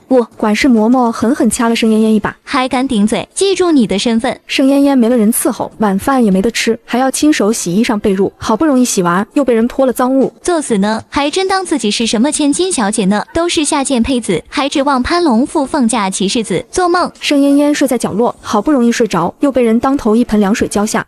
省心吧，骑士子马上就要娶表姑娘了，哪轮得着你一个冒牌货？你说什么？小丫鬟扭头就走。于安哥哥说过，这辈子只娶自己的，绝不可能会娶盛景初。一个商女根本配不上于安哥哥，我才配。夜色渐浓，盛嫣嫣蹑手蹑脚离开了屋子，摸向后院，两个守门嬷嬷喝得酩酊大醉，东倒西歪靠在门边。盛嫣嫣屏住呼吸，飞快地从嬷嬷怀中取下钥匙，打开后门，飞奔进入夜色中。飞燕匆匆跑进来，姑娘，盛嫣嫣跑了，看门的婆子是故意喝醉的，放走了她。做得不错，每人给50两银子赏。是，一定要盯住了赵氏那边。奴婢明白。第2日，管家匆匆来报，夫人，盛嫣嫣不见了，整个赵家都翻遍了，也没找到人。有人看见昨儿晚上盛嫣嫣从后门溜走了。什么？找？多带几个人出去找，一定要把人找回来。赵氏冲了进来，卢氏，是不是你嫌嫣嫣麻烦，特意将嫣嫣支开了？一个大活人怎么会丢了？妹妹，我怎会支开嫣嫣？3年前我回府，你对嫣嫣就是横挑鼻子竖挑眼，各种看不惯。如今嫣嫣落难了，肯定是你将人藏起来了。卢氏，嫣嫣要是出了什么差错，我要你不得好死。赵清然，你糊涂了。今日我要见到嫣嫣，否则休怪我撕破脸皮。旁人不知，你是知道的。嫣嫣根本不是丫鬟，她的身份贵不可言。卢氏一把捂住赵氏的嘴，环顾四周。赵清然，嫣嫣也许只是出去散散心，很快就回来了。你要是再敢胡言乱语，连累了赵家，可别怪我没提醒你。还不快去找嫣嫣！入夜，盛景初一夜未眠，仔细思索着整件事情的来龙去脉。姑娘，盛嫣嫣找到了骑士子，骑士子将人带回了国公府。果真，奴婢亲眼所见，将消息传出去。3更半夜，盛嫣嫣和齐国公世子深夜私会。是。盛嫣嫣哆嗦着身子，等了大半天才看见熟悉的侍卫。这位大哥，麻烦通报世子一声，就说盛嫣嫣求见。你稍等。不一会儿，齐宇安走了出来，看见盛嫣嫣浑身湿透，冻得瑟瑟发抖。嫣嫣，你怎么弄成这个样子？于安哥哥。齐宇安将盛嫣嫣揽入怀中，带进府内。盛嫣嫣换了干净的衣裳，喝了热水，吃了些点心。自从锦出来了之后，我的生活就翻天覆地。于安哥哥，我究竟做错了什么？嫣嫣，委屈你了。于安哥哥，如今我已经不是盛家嫡女了，你会不会嫌弃我，另娶锦初？不管你是什么身份，我心里只有你一人。于安哥哥。夜半3更，孤男寡女共处一室。次日天不亮，消息便传遍了整个京城。这位齐世子还真是个痴情种子，居然要娶一个丫鬟做正室，也难怪齐夫人被气冤了。这丫鬟倒是有些手段，先是哄了盛夫人，世人不清时稀里糊涂的做了3年千金小姐，如今被人戳穿后又钻入齐世子的被窝，还能哄了齐世子执意要娶她做妾，真是好手段呐！街头小贩都在讨论此事，评书人也添油加醋的说起。消息愈演愈烈，逐渐失控。卢氏刚出门就被丫鬟拦住，低声说了几句。什么？竟有这种事？赵氏从长廊下冲了过来，揪住卢氏的衣袖。卢氏，现在大街小巷都在诋毁嫣嫣，你不能坐视不理。当她在府上当了1天丫鬟，半夜耐不住寂寞去勾引齐世子，谁又能拦得住？你胡说！极品且笨，赵家费尽心思给她铺垫，替她争取正妻之位，如今她自甘堕落上门，高家可没这个脸去找她。赵老夫人闻讯赶来，对着赵氏便是狠狠一巴掌。闹够了没有？若不是你心急，执意要他取代锦初，何来今日的麻烦事？母亲，你再纠缠不清，坏了赵家清誉，我只能送你离开了。你是赵家主母，这桩事还得你出面解决，无论什么身份，总该有个交代。已经闹成这样了，主不能将人接回来，只能争取要个贵妾身份。当然了，若是齐世子非他不可，替他争取了正妻身份，赵家必定会风风光光送出台嫁。齐夫人被气得昏厥，丫鬟拿出救命丹药凑在鼻尖下，好一会儿才悠悠睁开眼。谁让你来的？滚出去！母亲，是儿子让他来的。母亲消消气，有些事不是你想的那样。滚出去！母亲。齐玉安只好领着盛嫣嫣退出去，站在廊下。雨安哥哥，都是我不好，惹得夫人生气。嫣嫣，此事不怪你，等母亲情绪平稳一些，我会解释清楚的。世子，夫人有话交代，请您进去。我先进去，你在这里等我。盛嫣嫣，夫人说了，府上事多，暂时顾不上您，让奴婢送您出去。我见了世子再走。夫人病了，世子还要留下事急，没时间听你说话。盛嫣嫣不情不愿地离开了齐国公府。她不该隐瞒身份，和你亲近，这3年处处讨好，都是别有用心。这样的人娶进门，将来必是个祸害。母亲，你和盛景初这门婚事不能罢休，她才是盛家独女，手握盛家财产，如今又成了郡主，你娶了她，将来还能继承了盛国公府，一门2国公，是何等的荣耀。母亲，盛景初才是那个诡计多端的，嫣嫣心地善良，将来您一定会看见嫣嫣的好。雨安，盛嫣嫣再好，她只是个丫鬟身份，也做不成国公世子夫人。老太君来了。齐太君拄着龙头拐杖进门。祖母，母亲，都是自家人，不必见外。既然事已经发生了，就想想解决的法子。说破天我也不同意让一个丫鬟占了世子夫人的位置。木已成舟，盛嫣嫣是必是要入府的。盛嫣嫣要入府，盛景初也要入府。世子夫人的位置本就是景初丫头的，至于盛嫣嫣抬举个妾室，也无妨。祖母，嫣嫣不会同意做妾的。如今做不做妾已经由不得她了。昨儿晚上自荐枕席，闹得全京城都知晓。这样轻浮没有教养的女子，如何能做正事？多个妾室，不必伤了母子之间的情分。罢了，那丫头既然委身于你，那就做个妾。母亲，安儿，你要逼死我不成？安儿先纳入府，以后她若是个有造化的，再抬举也不难。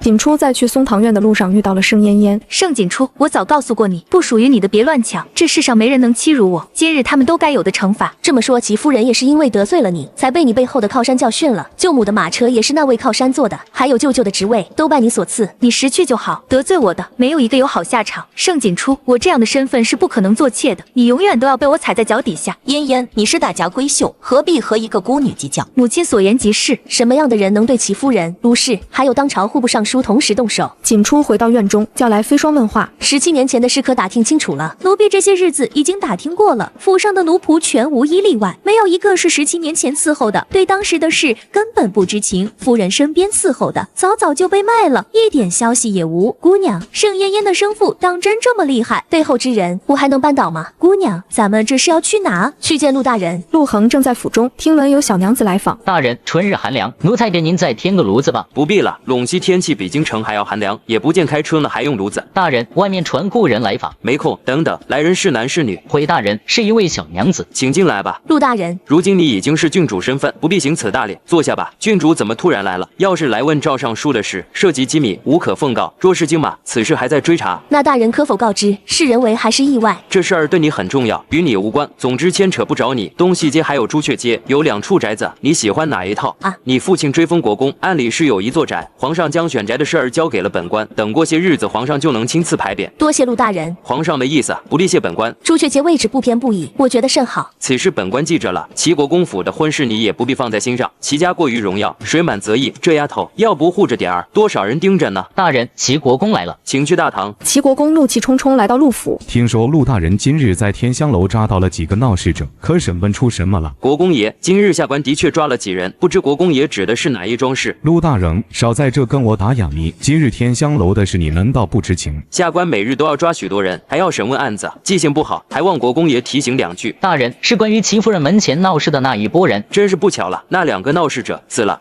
死在了来衙门的路上，还未来得及审问，都是咬破了牙后藏的剧毒，中毒而亡。国公爷若是想要将人带走，签字画押，随时都可以带走。大人，国公爷气得不轻，您今日怕是要得罪国公爷了。齐国公所依仗的不过是宫中贵妃和3位皇子罢了。景初从陆家出来，在马车上。今日齐夫人闹出事时，奴婢悄悄报了官，眼看着陆大人带走了那2名和齐夫人厮混的男子，奴婢杀了他们，只有死无对证，齐夫人才洗不清了。姑娘，他们们欺负您都该死。姑娘放心，若真的出事了，奴婢绝不会拖累您。飞燕，你是我的丫鬟，我怎会放弃你？今日的事你的确鲁莽，回去罚你抄写经书10遍。当时可有人看见？除了陆大人，无人看见。再等等吧。傍晚，景初去松堂院见赵老夫人，荣贤长公主赔罪来了。当时2辆马车相向而行，对方的马车速度过快，才让卢氏的马车避之不及，惊了马，导致马撞到了城墙。景初来了，老夫人，长公主的马车撞了夫人，怎么都亏欠了赵家。那大人的事，长公主一定会在皇上面前多美言几句的，您就放宽心休养吧。景初，我仔细想过了，齐国公府不适合你，这门婚事暂且作罢。齐世子和嫣嫣两情相悦，齐世子坚持要娶，你嫁过去也是不受待见，不如成全了他们吧。嫣嫣身份单薄，你只需将盛家家产赠她一半作为嫁妆，让她风风光光嫁入齐国公府，让你母亲也能安心，可好？外祖母，不论嫣嫣姓什么，与我无关。盛家家产，我是1分都不会给她的。景初，你忤逆我。外祖母，这是盛家家产，除了我之外，没有人能替我做决定。景初，你虽然有个郡主头衔，在京城毫无根基，离了赵家，你什么都不是，人人都会看清你。赵家有难，需要国公府的帮助，只有你给了嫣嫣嫁妆，贵妃娘娘才会在皇上面前劝劝。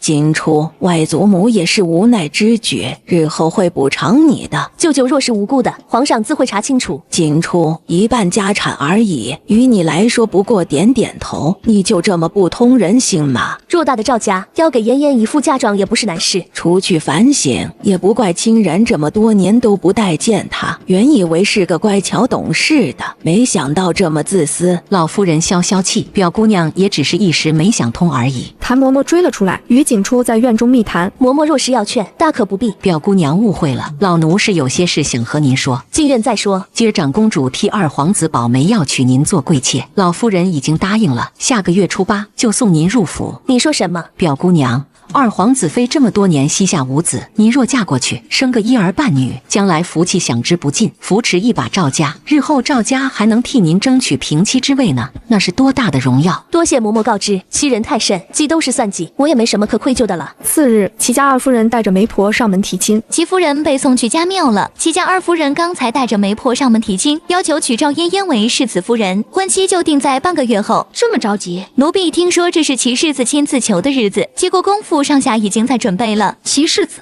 亲娘刚被送去家庙，他怎么就这么着急娶妻？齐世子有心了。嫣嫣，等你进门，一定要还母亲一个公道，她是被人算计的。知道什么？知道你的身世，不过我不怪你，你也是有苦衷的。嫣嫣，咱们即将成为夫妻，应该一条心。雨安哥哥，此事不必再提，日后我们肯定是一条心的，你放心，我一定会带着10里红妆，风风光光出嫁。嫣嫣，此伤我必不会负你。赵氏带着婆子上门索要嫁妆，母亲，这才40多胎，女儿可是答应过世子，一定会10里红妆的。锦初将来要做妾，也不方便带那么多嫁妆，压过了2皇子妃一头，实在是不像话。这样，我做主让锦初拿出一半，添给嫣嫣。多谢母亲疼我，你是我女儿，我怎么会不疼你？锦初，嫣嫣和齐国公世子定下婚事，你作为妹妹也该表示一下天中之喜，就拿一半财产赠与，哭个喜庆。若我不同意呢？由不得你不同意。男人，给我抬出来。夫人，姑娘她库房是空的。空的。母亲，来京城太匆忙，我就带了几件洗漱的衣裳和几千两银票，其余的全在陇西，您忘了不成？我不是叮嘱过你，将陇西的财产全都卖了送来京城？是按照母亲的意思办的，兴许嫁妆还在来的路上，怪就怪母亲太心急了，把婚事定得这么近。那100万两银票呢？都在陇西。你是故意不带来的。锦初，就当是为了母亲的养育之恩，你受点委屈。母亲别急，算3日子应该来得及。姑娘，赵家、国公府都是赵嫣嫣的靠山，隐藏在最后的靠山还没露脸，我们孤掌难鸣。景初决定求助太子。太子成年后出宫另立府邸，自从战胜归来就在府邸极少露脸。太子年纪不小，眼下正在选妃。飞燕，你觉得我若选妃，能有几分胜算？姑娘真的想好了，我一人之力太过单薄，将此物送去太子府。奴婢这就去。飞燕去了太子府，很快回来了。事儿没成，奴婢见着了殿下，殿下只说了9个字：放手去做，姑护你周全。奴婢什么都没说，殿下便知晓来意。殿下还说赵嫣嫣并非皇室之女，不过是混淆的血脉，真要私撕破脸，皇家不会撑腰。赵嫣嫣不是皇室之女，这么说，齐夫人、卢氏还有舅舅备查，就不是赵嫣嫣背后之人出手的。赵老夫人要挪用3位姑娘的嫁妆给赵嫣嫣，这2日那丫头可还安分？表姑娘日日都在抄写经书，不曾闹腾。母亲，赵家已经许久没有举办婚事了，嫣嫣又是高价，绝不能让国公府轻视了。我打算先从赵家库里还有嫂嫂给2位侄女准备的嫁妆拿出来救救急。母亲放心，锦初已经答应了，等陇西那边送来了银子，会给1半给嫣嫣添妆，到时再用这1半的嫁妆补上空缺。此时再想想其他法子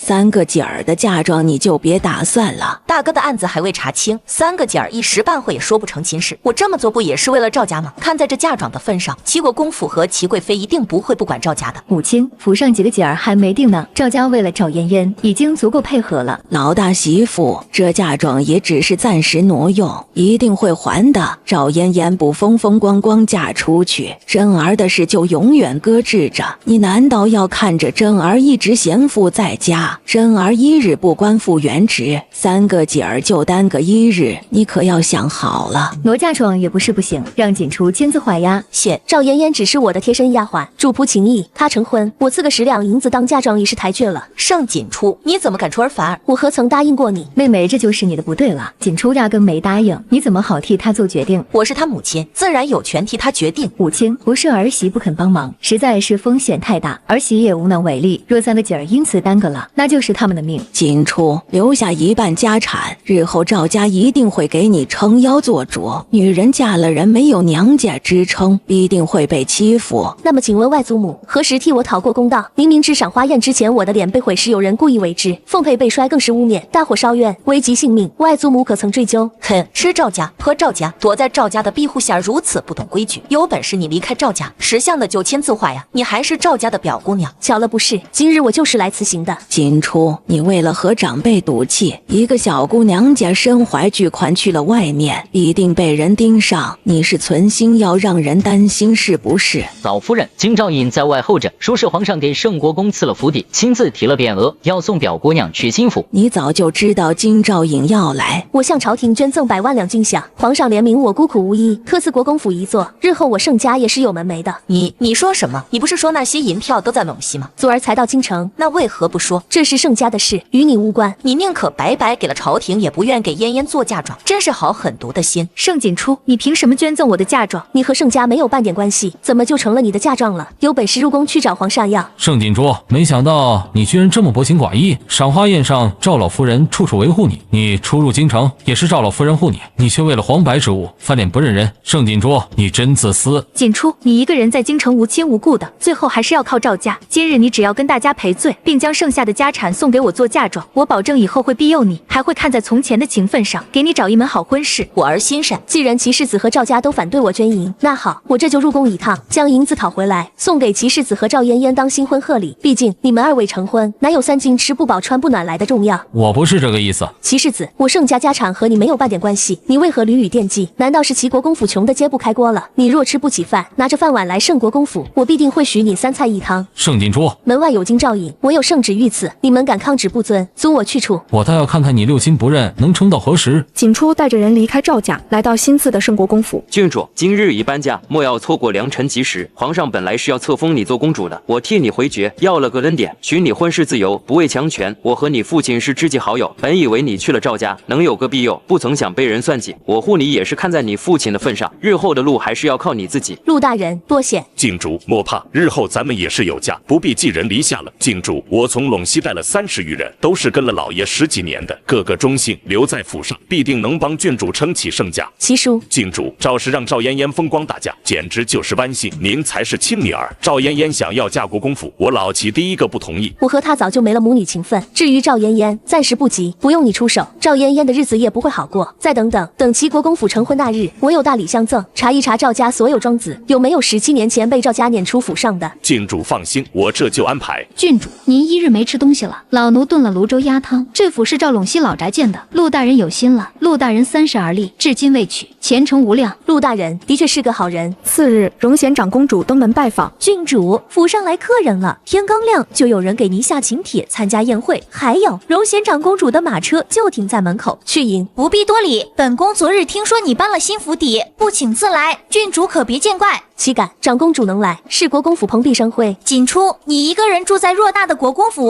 未免太空旷了些。若是需要什么帮助，尽管来找本宫。多年前，本宫曾去过陇西，和你父亲是故交好友，欠你父亲不小的人情。如今他女儿在京城，本宫自然要照拂。过几日，长公主府上举办宴会，你记得来。多谢长公主提携，锦初无以为报啊。一件衣裳罢了，不碍事。那怎么成？春日乍寒，惊了凤体就是我的过错了。长公主不如去隔壁换件衣裳也好。飞霜，带长公主去隔壁。飞霜，你极擅长调香，可否能将长公主身上的香味调出来？飞燕，这几日打听二皇子和二皇子妃的动向，今日长公主醉翁之意不在酒，怕是没有死心，还存了让我做妾的心思。奴婢尽力一试。春雨连绵，距离赵嫣嫣出嫁还有5日。老奴听说赵氏和卢氏撕破脸了，卢氏说什么也不肯将嫁妆挪给赵嫣嫣，赵老夫人3、2天就要被气病一次，真是造孽，一个人害了全家。飞燕冒雨前来禀报消息，郡主打听到了，二皇子妃身子孱弱，染了病，听说已是强弩之末，膝下无儿无女。后天长公主府的宴会，二皇子和二皇子妃都在宴请之中，还有齐国公一家，赵家也在名单上。长公主府的宴会十有8、9要出幺蛾子。宴会当日天晴，长公主派车来接。郡主，这肯定是鸿门宴，不安好心。老奴这几日绞尽脑汁也不记得老爷和这位长公主有什么交情。躲得过初1，躲不过15。嬷嬷，我自有分寸，我也要跟着去。飞燕善舞何毒，飞霜机灵，他们2人能护着我，嬷嬷不必担心。锦初抵达长公主府，遇到展万灵。你就是盛姑娘，皇上封赏的梁锦郡主吧？我是展万灵，我父亲乃是展大将军。我听父亲夸过你，小年纪胸襟了得，捐赠100万军饷，解救了3军燃眉之急。你和你父亲都是北凉的功臣。我原本是不想来长公主的宴会，但父亲说你会来，还说你一个人初来乍到又不认识人，一定要我来，还要我陪你说话，别出什么差错。一会你就跟着我，我给你介绍几个姑娘认识。父亲说了，你要是在宴会上有个什么差错，回去就打断我的腿。展姐姐经常来长公主府，长公主极少举办宴会，上一次还是5年前，我只是记性好而已。长公主傲气得很，这么多年孑然一身，一生未嫁无儿无女。2人来到后花园，撞见赵嫣嫣。赵嫣嫣自作孽不可活，在京城早已经臭名昭著，也就齐雨安那个蠢货拿她当宝贝，一个外室女也敢冒名顶替，不知羞耻的爬了床。我要是她，早就找个地方躲起来了。锦初，你为何要到处败坏我名声？赵嫣嫣，你的丑事全京城都知道，锦初妹妹从未说过半个字，你少来沾边儿。今日是长公主举办宴会，少在这哭啼啼，丧气得很。你就是嫉妒我能嫁给于安哥哥，故意使坏。哼，我一定会把日子过好。这真是你亲娘。母亲的病时好时坏，已经习惯了赵嫣嫣，让你见笑了。不碍事不碍事，谁家没点丑闻啊？丫鬟来请展万灵去打叶子牌。展姑娘，方小郡主请您过去一趟。展姐姐，我逛逛长公主府也好。府邸大致差不多，只是比你国公府略大些，更阔气奢华些罢了，也没什么可看的。去回了小郡主，今日我不得空，改日再约，让李姑娘去。展姐姐，我不碍事。你可知你现在是京城的香饽饽，多少人惦记国公府的爵位、郡主的头衔，身怀巨款。只要你在宴会上和陌生男子碰着了，丢了名声，但京城的习俗也只能委身下嫁，这些弯弯绕绕最烦人了，还不如战场上真刀真枪比较。二皇子妃走来坐下，给二皇子妃请安。我身子不好，来这边静一静，不打搅2位吧。二皇子妃药瓶掉落，药丸滚入池中。主子，奴婢这就给您重新取药，劳烦郡主照看我家主子，奴婢去就来。等等，陶熙，你去帮二皇子妃取药，你只管告诉陶熙在哪取药就行了，你别离开二皇子妃身边。那就劳烦陶熙姑娘了。荣贤长公主到来，原来你们在这啊！今日不必多礼，好些日子不见展姑娘了，果然是虎父无犬女。前些日子本宫得了几幅画，邀几位前去观赏。锦初，其中有1幅还是你父亲亲手画的呢。这里风大，女儿家还是少吹些凉风。走吧，去瞧瞧。三皇子妃拉住展万灵叙旧，锦初独自前行。郡主将展万灵给支开，太明显了。长公主，府外来了个人，手里还捏着一卷画，说是要入府见一个人，就站在长公主府门前不肯离开。什么事儿这么毛毛躁躁的？无关紧要的人不必放进来，撵出去。长公主，此人拿着画卷来，说不定真的有要紧的事，不如放进来问个清楚，免得耽搁了事。罢了，带进来吧。盛姑娘，这人和你是旧相识。盛姑娘，盛老爷曾以画许诺我，若我高中就将你许配给我。后盛家出事了，我日日勤学苦读，却不曾想你已经从陇西大范山离开来了京城，我心急如焚，一路赶来。你胡说，盛锦初和齐国公府是有婚约在身的，盛老爷又怎么会将盛锦初许配给你？当初老爷决定要让燕燕姑娘顶替齐国公府的婚事，这样就能将盛姑娘留在陇西。谁曾想天算不如人算，盛姑娘还是来了京城。盛老爷已经不在了，死无对证。我说什么也是白搭。诸位就想想，我一个丫鬟怎么会冠上了圣姓，又被提前送来京城？嫣嫣，委屈你了，这门婚事是他不要的，如今又后悔了，硬生生害了你。我没有这样出尔反尔、背信弃义的女儿。盛锦珠，明明是你看不上我国公府，却要往我头上泼脏水，好歹毒的心思。是色，盛姑娘不是故意的，求您大发慈悲，不要和盛姑娘计较。我会带着盛姑娘离开京城，回到陇西，完成盛老爷生前的遗愿。冯长安，除了这幅字画之外，可还有其他证据？总不能你空口白牙说什么就是什么吧？你这是不愿意和我相濡以沫，共度一生？盛锦珠，没想到你居然是这样的人，不仅背信弃义，还始乱终弃。齐世子，请慎言，我相信郡主不是这样的人。刚才郡主所言极是，仅凭一句话、一幅画也不能断定他说的就是真的。盛国公的真迹这世上还多得很呢。盛姑娘，这是你赠予我，要激励我早些高中，玉佩上还有你的小字。一枚玉佩而已，我相信郡主的性情高洁，不是思乡受受之人。这位冯公子一定是误会了。3年前郡主才12岁，还是个懵懂无知的小姑娘，能懂什么？盛老爷是陇西名门，见多识广，在当地颇有声誉，也绝对不会做出背信弃义之事。盛老爷不使郡主远嫁，又怎么会让你去考科举，高中状元入朝为官？将来还不是要留在京城？你说的话漏洞百出，根本经不起推敲。我答应过盛老爷，高中后一定会辞官回乡。高中只是向盛老爷证明我是有能力的，为了娶盛姑娘也有诚意。盛老爷已经不在，这些都是你的片面之词。你和盛姑娘早已是云泥之别，何必不自量力追来京城？你莫要欺负郡主一人孤苦无依。我告诉你，盛姑娘早已许给了二皇子府，来年就要入府。你若再敢纠缠，我绝不饶你。众人惊愕，议论纷纷。殿下，妾身实在不愿看见郡主被人误会。不怪你。二皇子妃慎言，我和二皇子妃今日才第一次见面，从未许诺要入二皇子府。事态紧急，你难道还想被冯长安纠缠上？你放心，这只是权宜之计，我不会要你做什么。二皇子妃说的权宜之计是什么？默认了将来要去二皇子府做贵妾吗？记住，盛锦珠，你又在发什么疯？连二皇子妃都敢忤逆。锦初，你收敛些吧，别闹出笑话。二皇子妃刚才说锦初要入二皇子府，是不是意味着二皇子妃要让出嫡妃之位？你胡说什么？那你倒是说说，以锦初是以什么身份？自然是贵妾。姐，盛国公为国捐躯，锦初又为3军捐赠100万两银子，是皇上亲封郡主，堂堂一品国公之女居然做妾。锦初，走，我们去御前告御状。皇上亲口说过许你婚事自由，如今被人逼迫到这个份上，随意栽赃污蔑，我倒要看看君子一言九鼎是否算数，更别让3军寒了心。殿下，皇上君子许诺，你们2人为了算计我盛家家产，不惜污蔑栽赃，为了盛家名声，我必要入宫讨个公道。锦初，兴许是误会，先问清楚了再入宫也不迟啊。误会，女儿家的名声一而再的被污蔑，皇上若是不舍赐下爵位，收回去便是。锦初，别胡说。那长公主的意思是要我认冯长安的话，还是应了二皇子妃的权宜之计呢？锦初郡主若是愿意，我可以许你嫔妻之位。锦初，见好就收。展姐姐，你我相识一场，求你替我死后要个清白。是我愚蠢，不该身怀巨款来了京城，处处被人算计，我一条命死不足惜，只求皇上彻查，不要误了盛家名声。锦初拔簪欲自尽，太子及时赶到打落簪子。又是你，殿下，这冯长安就是个不老实的，去年在临安就是用了这一招害了一位姑娘跳河，差点就死了，没想到胆子越来越大，居然跑来京城行骗了。这么拙劣的墨宝也好意思拿出来骗人？嗨，殿下居然一个人都没发现。太子，你怎么有兴致来了？许久不见姑姑，今日路过府上，听闻府上举办赏花宴，来瞧瞧。不过姑好像来的并不是时候，求太子殿下做主。何人在说话？是盛国公府独女盛锦初，皇上亲封的梁锦郡主，今日显被强行纳入府上，求殿下做主。此人今日拿着一卷书画，非说盛老爷在世时曾许诺了婚事，这样的泼皮无赖，盛老爷如何看得上？还有二皇子妃趁火打劫，逼盛姑娘上门做妾，若不是殿下来，盛姑娘今日就要血溅当场了。我亲耳听见了，绝不会有假。二弟要纳国公府独女做妾，怎会呢？一场误会罢了。姑虽不知始末，但此人是个惯犯。姑念他家中有可怜老母，酌情放了一马，如今又故技重施，罪无可恕。长庆转交京兆尹，务必要审问出结果。是，姑还有事，改日再来探望姑姑。锦初，你运气真好，冯长安这个惯犯落入京兆尹之手，一定会招认。谁要是再敢逼迫你做妾，你就来斩家。我求爹爹带你入宫去找皇上做主。锦初，今日的事本宫定会还你个公道。风波平息，锦初向长公主索要父亲画作。我还有个不情之请，还请长公主成全。你说，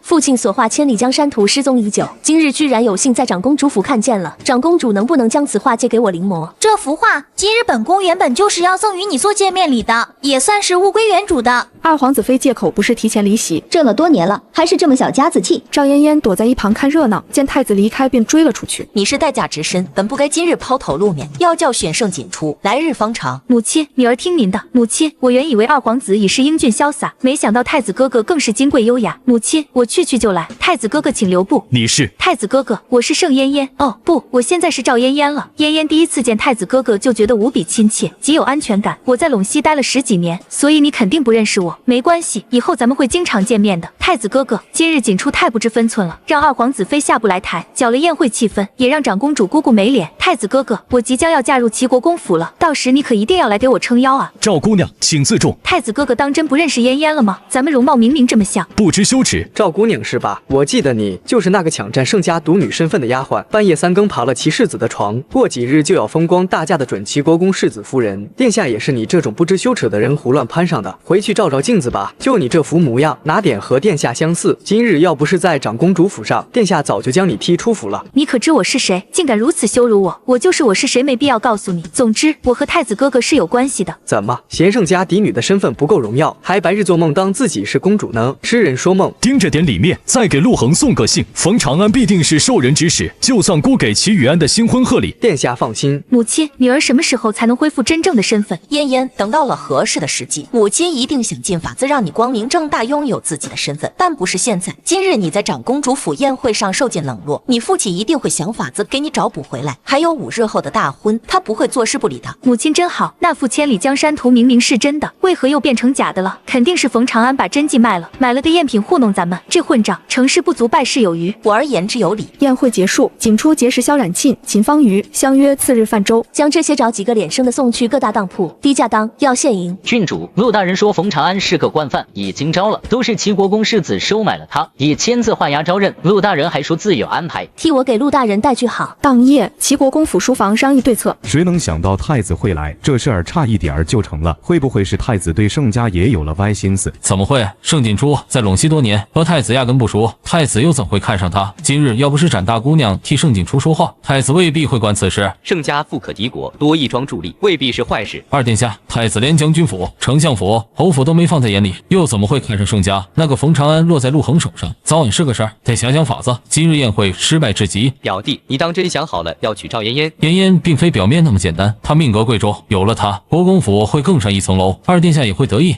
你当真要娶她？现在整个京城都在看齐国公府的笑话，眼下反悔还来得及。新来的这位陆大人可不是什么善茬，软硬不吃，据说和潇湘还有几分交情，你打算怎么办？父亲，儿子只娶嫣嫣一人，您相信儿子这次，父亲不必担心，我有分寸。赵家同样灯火通明，商议嫁妆之事。这么说，先前荣贤长公主答应要替赵家在圣上面前说话，也作罢了。这丫头固执得很，盛国公府不过是皇上一时心软才册封，等过一阵子皇上淡忘了，她必定被人算计。与其如此，还不如入了二皇子府做贵妾。二皇子妃身子弱，膝下无子无女，将来她要是个命好的，说不定还会今日的事没成，过几日嫣嫣出嫁，拿不出那么多嫁妆，又该如何？此事不急，只能徐徐图之。同在京城机会还有的是，再等等吧，说不定上面还有赏赐，总不能看着嫣嫣就这么稀里糊涂的嫁了。说的也是。次日，锦出赴约泛舟静心湖。郡主难得在京城遇到说得来的姑娘，是该费心些。锦出，这脸我从父亲的房中偷偷取来的，换做旁人可不值得我费这劲。锦出酒后上楼透气，意外撞见太子。臣女给太子殿下请安。喝酒了，展将军的烈酒入口甘甜，后劲十足。你初次饮酒，不该喝这么烈的酒。常妾弄些醒酒汤来。属下笨手笨脚的哪会弄这些？而且属下要保护您，不能擅自离开。你是梁景郡主身边丫鬟，自该你去一层较为方便。我若去，反倒坏了郡主名声。郡主，奴婢去就来。多谢太子几次出手相助，是姑欠了你的。锦出胃痛发作，太子喂药。殿下，那可是太子的救命丹药，本就不多了，就这么给盛锦出醒酒用。等飞燕来，将他送去2楼歇着，别让他坏了名声。是。锦出在游船上醉酒醒来，秦方瑜守在一旁。小祖宗，你可吓死我了！不碍事。几人到了1楼，展万灵还昏昏欲睡。秦姐姐好酒量，改日再约。天色不早了，今日就到此为止吧。众人人上岸，各自乘车离去。这3位姑娘名声极好，姑娘交到知己了。3个姑娘的确都是好姑娘。郡主，明日就是赵嫣嫣出嫁的日子了。景初笑了笑，心中已有盘算。赵家内，赵嫣嫣焦急等待宫里的赏赐，为何宫里还没有动静？按理说不该如此啊，会不会是明儿当众赐给你，赐个郡主身份或10里红妆，日后谁还敢小瞧我？嫣嫣，你就等着风风光光大嫁吧。次日天亮，喜婆伺候赵嫣嫣梳妆，齐国公府宾客满座，吉时已到，齐于安却迟迟不肯动身。吉时到了，该去迎亲了。上辈子今日，皇上赐了黄金万两，封我为将军。父亲，再等等。又过半个时辰，宾客中开始传出嘲笑声。怎么还不去迎亲？吉时都过了，一个丫鬟也配做世子夫人？小厮匆匆跑进门。世子，赵家那边派人将花轿送过来了。满堂哄笑，齐于安瞪大眼，不敢相信。除了花轿外，可还有其他？没有。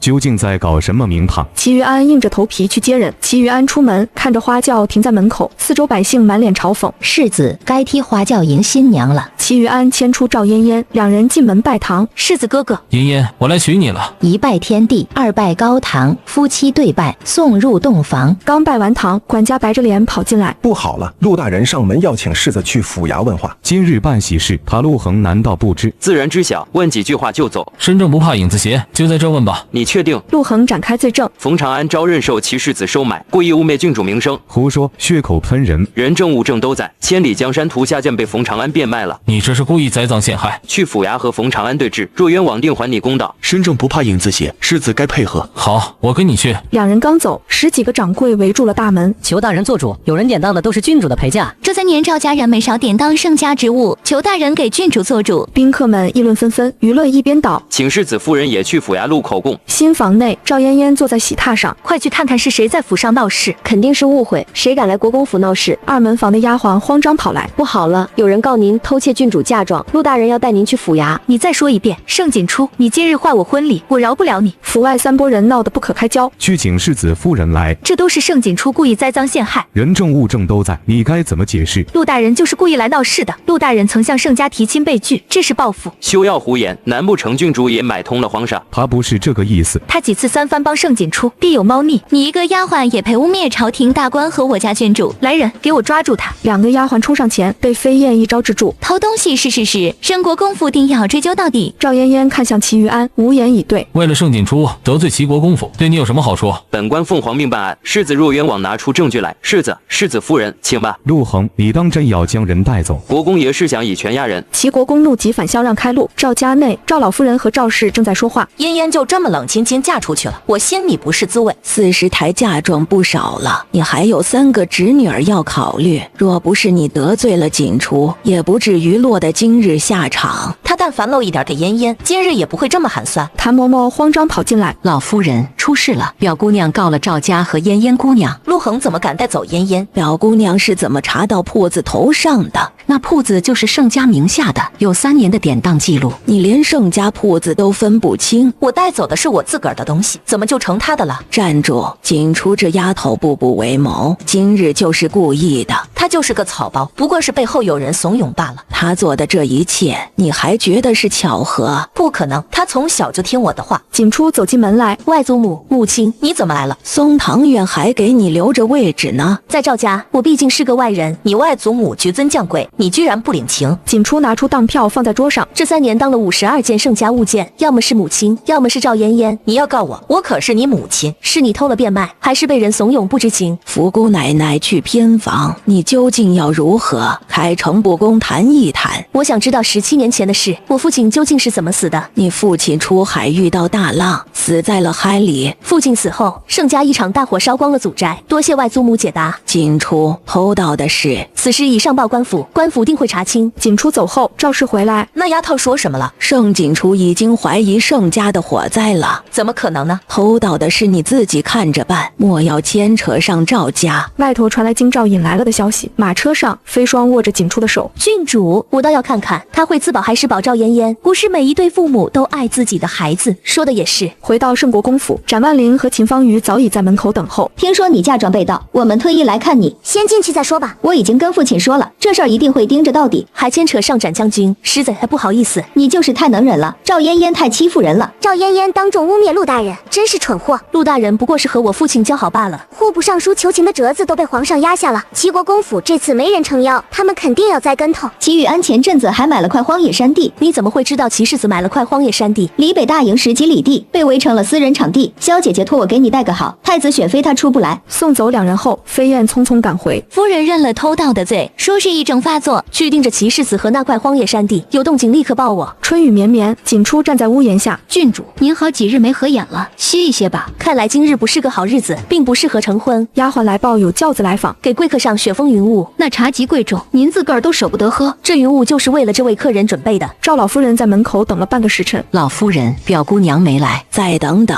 又等半个时辰，衙门传来消息，姑奶奶被杖了40棍，快要熬不住了。什么？陆恒他怎么敢？赵老夫人进门，端起茶盏时愣住了。这是云雾，皇家贡品，锦初怎么会有？原来是外祖母，看您久等了。偌大的国公府就你一人，难免冷清。一人清静，在大梵山待了3年，习惯了。你母亲被陆大人带走，还用了刑，怕是撑不住。只要母亲咬定是赵嫣嫣，陆大人定会放了她。嫣嫣伺候他3年，他不会这么做的。那日若千里江山图是真迹，我今日是什么下场？你究竟要如何才肯救你母亲？我没那么大本事，齐国公府不会袖手旁观的。只要你想，必定能救。东西都是你父亲赠的，到时候陆大人治我扰乱治安的罪，又该如何？你和陆大人是同乡，他不会针对你的。赵家自身难保，如何帮我？母亲早已和我断绝关系了。罢了，是他该长教训。你舅舅官复原职很难，舅舅所作所为，难道不是打了皇家脸面？赵老夫人气呼呼离去，丫鬟又来报，郡主，门外又来了个老夫人，说是要见您。来人竟是齐老太君，带着厚礼特来登门。锦初比赵嫣嫣强100倍，可惜孙儿偏偏选了后者。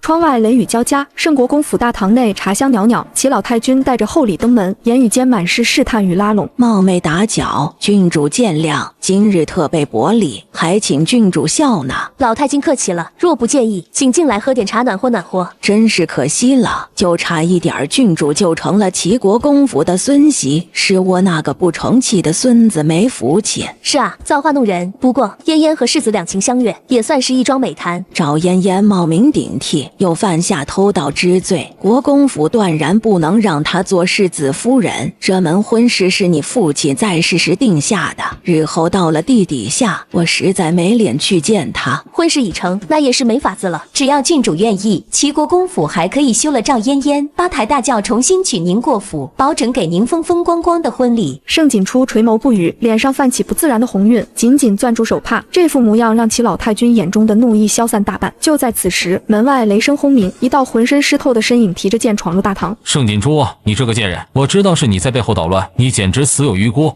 他怎么来了？喝醉了酒像什么样子？还不快给郡主赔罪！祖母，这贱人就该死，千刀万剐，活埋都不泄恨。活埋，好一个齐宇安，这辈子我定要让你尝尝生不如死的滋味。齐世子，我何曾得罪过你？为何要这样污蔑我？少在这假惺惺，要不是你告状，嫣嫣又怎么会被抓起来？你和陆大人就是不干不净。混账东西，谁让你在圣国公府大呼小叫的？还不快给郡主赔罪！祖母，你不知事情原委，你被他给骗了。够了，他今日心情不佳，喝醉了酒，改日必定来赔罪。齐老太君强行将齐于安拖入雨中带走，大堂重归寂静，只有地上的碎瓷片昭示着方才的混乱。齐世子怎么一点脑子都没有？这个节骨眼上还敢来咱们这大吵大闹？去请大夫，就说我受了惊吓昏厥了。是，赵嫣嫣如何？由赵氏承担罪名，赵嫣嫣无罪释放，这会儿还站在齐国公府门前呢。盛锦初微微颔首，既然齐贵妃出手保人，那便顺势而为。只是这场闹剧绝不能就这么算了，他受惊昏厥的消息很快便会传遍京城。齐老太君将齐宇安送进宫后返回府中，在门口撞见狼狈不堪的赵嫣嫣，眼中满是厌恶。回到静宁堂便动了家法。跪下！祖母，我问你，千里江山图究竟是怎么回事？你若有半句隐瞒，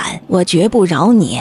我不知情。你和赵氏究竟是什么关系？他怎会为了你冷落亲生女儿，拿着盛老爷的千里江山图做幌子害郡主？祖母，我真的不知道。你若再不肯说实话，我只能将你送回赵家了。我的确不是丫鬟，另有身份，祖母还是别打听的好，免得齐国公府承受不住。你好大的口气！我的身份不比盛锦初逊色，不是我配不上世子，而是世子高攀了我，有些事不便明说，祖母再耐心等等，很快就有人要倒霉了。就是皇子来了国公府，也得恭恭敬敬行礼，带他去祠堂跪着，没有我的吩咐不准起起来。赵嫣嫣被拖入祠堂罚跪，直到天色擦黑也未见人来。她用戒指贿赂了看门的嬷嬷，才得知其余安因擅闯圣国公府，被罚跪御前。国公爷回来了，世子被扣在了宫中，这会儿跪在御前反省呢。这怎么可能呢？世子可是我的丈夫。奴婢听说世子是因为擅自闯入圣国公府才会被扣下来。展将军入宫当着皇上面前提及此事，皇上气恼不已。若不是展将军施压，皇上绝不会这么做。好好的将军府乱掺和什么？深夜，齐于安拖着受罚的双腿从宫中归来，推开祠堂大门，看见蜷缩在蒲团上瑟瑟发抖的赵嫣嫣，心中涌起一丝怜惜。嫣嫣，夜深了，我接你回去。夫君，你没事吧？我无碍，走吧。新房内喜烛摇曳，赵嫣嫣强忍委屈服侍齐雨安更衣，却发现丈夫眼中满是审视。关于牢中岳母的询问让她措手不及。嫣嫣，岳母还在府衙，你可有什么打算？母亲认了罪，陆大人也不会轻易放了她。咱们卷进去岂不是被连累？夫君，我的意思是赵家不会不管的，贸然插手会连累你。嫣嫣，我不会丢下岳母不管的。多谢夫君体谅。两人合衣而眠。赵嫣嫣满心期待的新婚之夜，在丈夫沉沉的睡梦中草草收场，而她未曾察觉枕边人的心已悄然生变。次日清晨，齐于安向齐国公认错，并坦白重生之事，以北大营荒山下的前朝皇陵和外室妙纯娘子的双生子为证，终于换回了父亲的信任。父亲，嫣嫣其实并不是个丫鬟，而是公主，只是身份暂时不便明说。儿子娶了嫣嫣后，一路扶摇直上，她是腐女，是明珠蒙尘。如何证实？北大营附近有一块荒地，地底下藏着一座前朝皇陵，里面陪葬的金银珠宝无数，还有上万箱兵器。那座荒地已被我悄悄买下，只要北大营摸离，就可趁机挖掘。齐国公哑口无言。西柳胡同的妙纯娘子已有孕3月，腹中乃是双生子。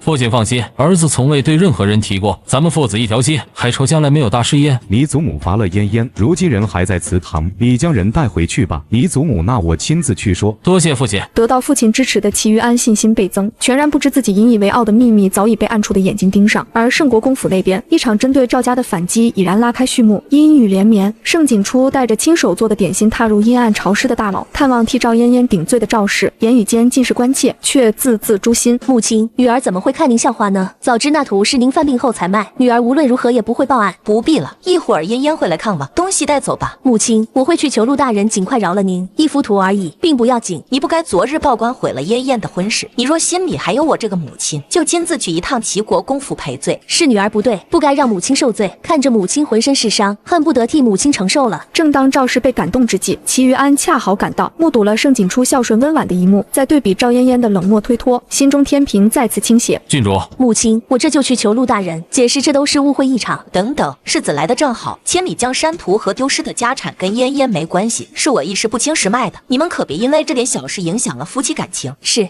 母亲所言极是。世子，你听，这都是一场误会。齐于安看着躲在丫鬟身后楚楚可怜的盛景初，脑海中浮现出赵嫣嫣拒绝探监时的理直气壮。嫣嫣明明说过不会不管岳母，为何言行如此不一？世子，嫣嫣呢？怎么没来？是不是嫣嫣出事了？母亲，嫣嫣会来的，她已为人妇，哪是想出就能出来的？探视的时间到了，两位主子别让小的们为难。母亲，我这就去找陆大人说个明白，您再等等。盛景初撑着伞步入雨中，渐行渐远。齐于安望着那道纤细背影出神，转头询问小厮赵家是否派人打点，得到的否定答案让他眉头锁得更紧。接连数日，盛景初坚持探监，赵氏的态度逐渐软化，却始终等不来赵嫣嫣的身影。而盛景初也在暗中寻找前世折磨自己的仇人。你可曾去过齐国公府赔罪？郡主去过，只是被世子夫人身边的人给撵走了，还羞辱了郡主，执意不肯让郡主进门。母亲，嫣嫣这几日没来吗？你还没见着陆大人，是女儿的错，看在母亲的份上，女儿不会再追究嫣嫣了。锦初，你想法子给嫣嫣送个消息，让她来探望我。是。离开牢房时，盛景初的目光死死锁定齐于安身后那名谄媚的小厮，那张脸正是前世在牢中对他施暴的狱卒安南，仇恨翻涌却被他完美掩饰。你又何必白白浪费心思呢？纵使能侥幸逃过一劫，注定是要死的。我和世子无冤无仇，世子为何要处处和我过意不去？郡主可认识此人？安南也是来自陇西，奴才给郡主请安了。丹南，这辈子你落在我手里，定要你百倍偿还。陇西数十万人口，我一个大家闺秀又怎么会认识外男？齐世子，女儿家名声何其珍贵，还请高抬贵手。郡主再好好看看，这位安南会耍得一手好鞭。殿下，太子的马车适时出现，打断了对峙。一名被打得血肉模糊的男子被拖到众人面前，正是另一名前世虐待盛景初的狱卒怀远。世子来的正好，姑还有事要问你。此人几次鬼鬼祟祟跟随姑，打得半死，只招了个旗字。其世子可认识此人？闲杂人等勿要逗留。臣女告退。马车内，盛景初紧握掌心，得知怀远落入太子手中，且已被废，心中迷雾渐散。前世的仇敌正一个个走向末路，而太子的介入让局势愈发微妙。夜幕降临，祁于安得知心腹怀远被太子废掉4肢5官，恐惧与猜疑涌上心头，怀疑太子或许也是重生之人，专门针对自己而来。怀远怎么会落在太子手上？世子，您近期交给属下的差事屡屡受阻，大都是因为太子那边出手了。怀远刚出城就被抓住严刑拷打。难道太子和我一样都是重生的？真假千金是他戳破的。盛景初的命运被改变，全是为了打压我。夫君，听说夫君今日去了牢房，遇见了盛景初。盛景初巧舌如簧，心思不正，夫君可不要听信了他的鬼话。他去探望了岳母。假惺惺，要不是他，母亲又怎么会被捐入牢狱？岳母入狱也有几日了，赵家可有什么打算？毕竟是亲娘，哪能这么轻易抛下？即便是为了名声，他也会想法子把人救出来。今日公务繁忙，你暂且回去。夫君，你已经3日未去我屋内了。盛景初名义上是岳母亲女，于情于理你都该去看看。夫君莫不是以为我心狠手辣？我和母亲早就识破计谋，是母亲再三叮嘱不可参与此事。赵嫣嫣察觉祁于安的不悦，匆匆离开书房后，立刻赶往大牢敷衍探望，又直奔赵家求助，却不知这一举动恰恰踩中了盛景初布下的陷阱。嫣嫣，你终于来了。母亲，不是我不来探望，而是我刚嫁进来没多久，实在不便出来。盛景初几次设局，差点将我逼死，这一切都是拜他所赐。母亲，我明明比他更尊贵才是，几盘破点心就收买了人心。母亲，你心里还有他。赵嫣嫣满怀怨气离开大牢，前往赵家，却被赵老夫人拒之门外。刚回国公府，便听闻赵老夫人突然昏迷不醒，一场针对赵祯官位的致命打击已然降临。赵老夫人病危的消息传来，赵嫣嫣慌了神，急忙命丫鬟去盛国公府传信，企图道德绑架盛景初，却被祁于安当场揭穿此举的严重后果。快去盛国公府报个信，就说老夫人病了，想见盛景初。世子夫人，赵老夫人并未想见梁景君主啊，万一被拆穿了怎么办？你懂什么？外祖母这几个月对盛景初事事袒护，他病了，盛景初要是不去，韦孝的面具就戴不住了。是。午后阳光出现，亲信带回赵老夫人病危的消息，祁于安紧随其后进门，脸色阴沉的可怕，直接点破了赵嫣嫣擅自行动造成的灾难性后果。你去过赵家？妾身想求赵家帮忙救母亲，顺势去探望了外祖母。嫣嫣，你闯祸了，赵祯的案子已有眉目，皇上有意官复原职，却在这个节骨眼上传出老夫人病重消息。吏部张荣早已盯准尚书之位，十有八九要以孝的名义暂缓复职。怎么会这样？重病是急，意味着赵祯一时半会不会复职。倘若老夫人撒手人寰，赵祯丁忧3年，只能将尚书之位拱手让人。外祖母只是一时担忧才会病倒，吃鸡服药就好了。你不该擅自做主去赵家见老夫人。我只是想救母亲。嫣嫣，我求姑母召你入宫，你若有机会能见着皇上身边的李太医，求求他救人也好。好，赵嫣嫣以为求得一线生机，殊不知赵老夫人的病正是盛景初精心策划的结果。安神香中的隐患加上香囊的刺激，只为彻底断绝赵祯的仕途之路。盛景初端坐书桌前翻看账本，听着飞燕汇报赵家四处求医无果的消息，嘴角勾起一抹冷笑，一切尽在掌握之中。郡主，陆大人回京了。陆大人回来才不必去了。郡主，赵祯满大街的在找大夫无济于事，还求了好几个太医。张荣大人得到消息后已经入宫了，还有2位御史一同入宫，这事儿10有8九能成。张大人未作伪尚书之位前，谁也说不好局势如何。北大营那座荒山找到了几样东西，瞧这是个旧物件。奴婢派人拿着图去民间找高人问，那竟是一座大墓。荒山果然有东西，祁宇安不惜代价买下此地必有隐情。派人继续盯着祁宇安的动作，他不论买下什么都要查个仔细，不能错过一丝一毫。是，备好礼品，咱们去找展姐姐。盛景初放下账本，起身出门。赵家失去尚书之位已成定局，接下来他要借助展万灵的力量，进一步探查荒山秘密，为最终的反击积蓄筹码。盛景初抵达将军府时被引入训武场等候，展万灵训练结束后热情相迎，两人相约郊外骑马。少女明媚的笑容驱散了连日来的阴霾。你怎么来了？等久了吧？闲来无事来找展姐姐说说话。景初，你来京城还未逛过吧？我领你去逛逛可好？父亲刚才送了我2匹狮子葱，我想试试。展姐姐，有什么话回来再说也不迟。郊外树林中，2匹雪白狮子葱飞驰而过，光影洒落在云霞长裙上，美不胜收。然而树影晃动间，杀气骤现，数十名蒙面黑衣人拦住了去路。好大的胆子，光天化日之下竟敢阻拦姑奶奶的去路，找死！一会你只管跑，朝着朝霞寺的方向跑，记住了别回头。这些人我能对付。展姐姐，你要小心。盛景初咬牙策马狂奔，前方赫然出现一辆奢华马车，地上尸横遍野，血腥弥漫。侍卫的呼喊声证实了车内之人的身份竟是当朝太子。保护太子殿下，快将太子送上马车。盛景初拼死驾车冲出包围圈，在朝霞山脚下遇到官员车队，高声求救。众人随他折返现场时，刺客已退。展万灵安然无恙，太子虽重伤，但性命无忧。景初，我无碍，多亏了你带人来吓跑了他们。詹姐姐，你还好吧？我可是大将军之女，放心吧，一点皮外伤都没。刚才在前头遇见了有人追杀太子，也不知太子如何了。太子，朝霞寺内太医诊治完毕，太子转危为安，盛景初舍命救驾的事迹迅速传开，众人纷纷称赞郡主大义，他却隐约觉得这场遇刺来得太过巧合。这次多亏了郡主，否则太子殿下就有性命之忧了。那殿下如何？伤势不轻，太医已经在里面了。多谢郡主救命之恩。梁锦郡主不愧是圣国公嫡女，一样的热心肠。君主大义，真是巾帼不让须眉啊。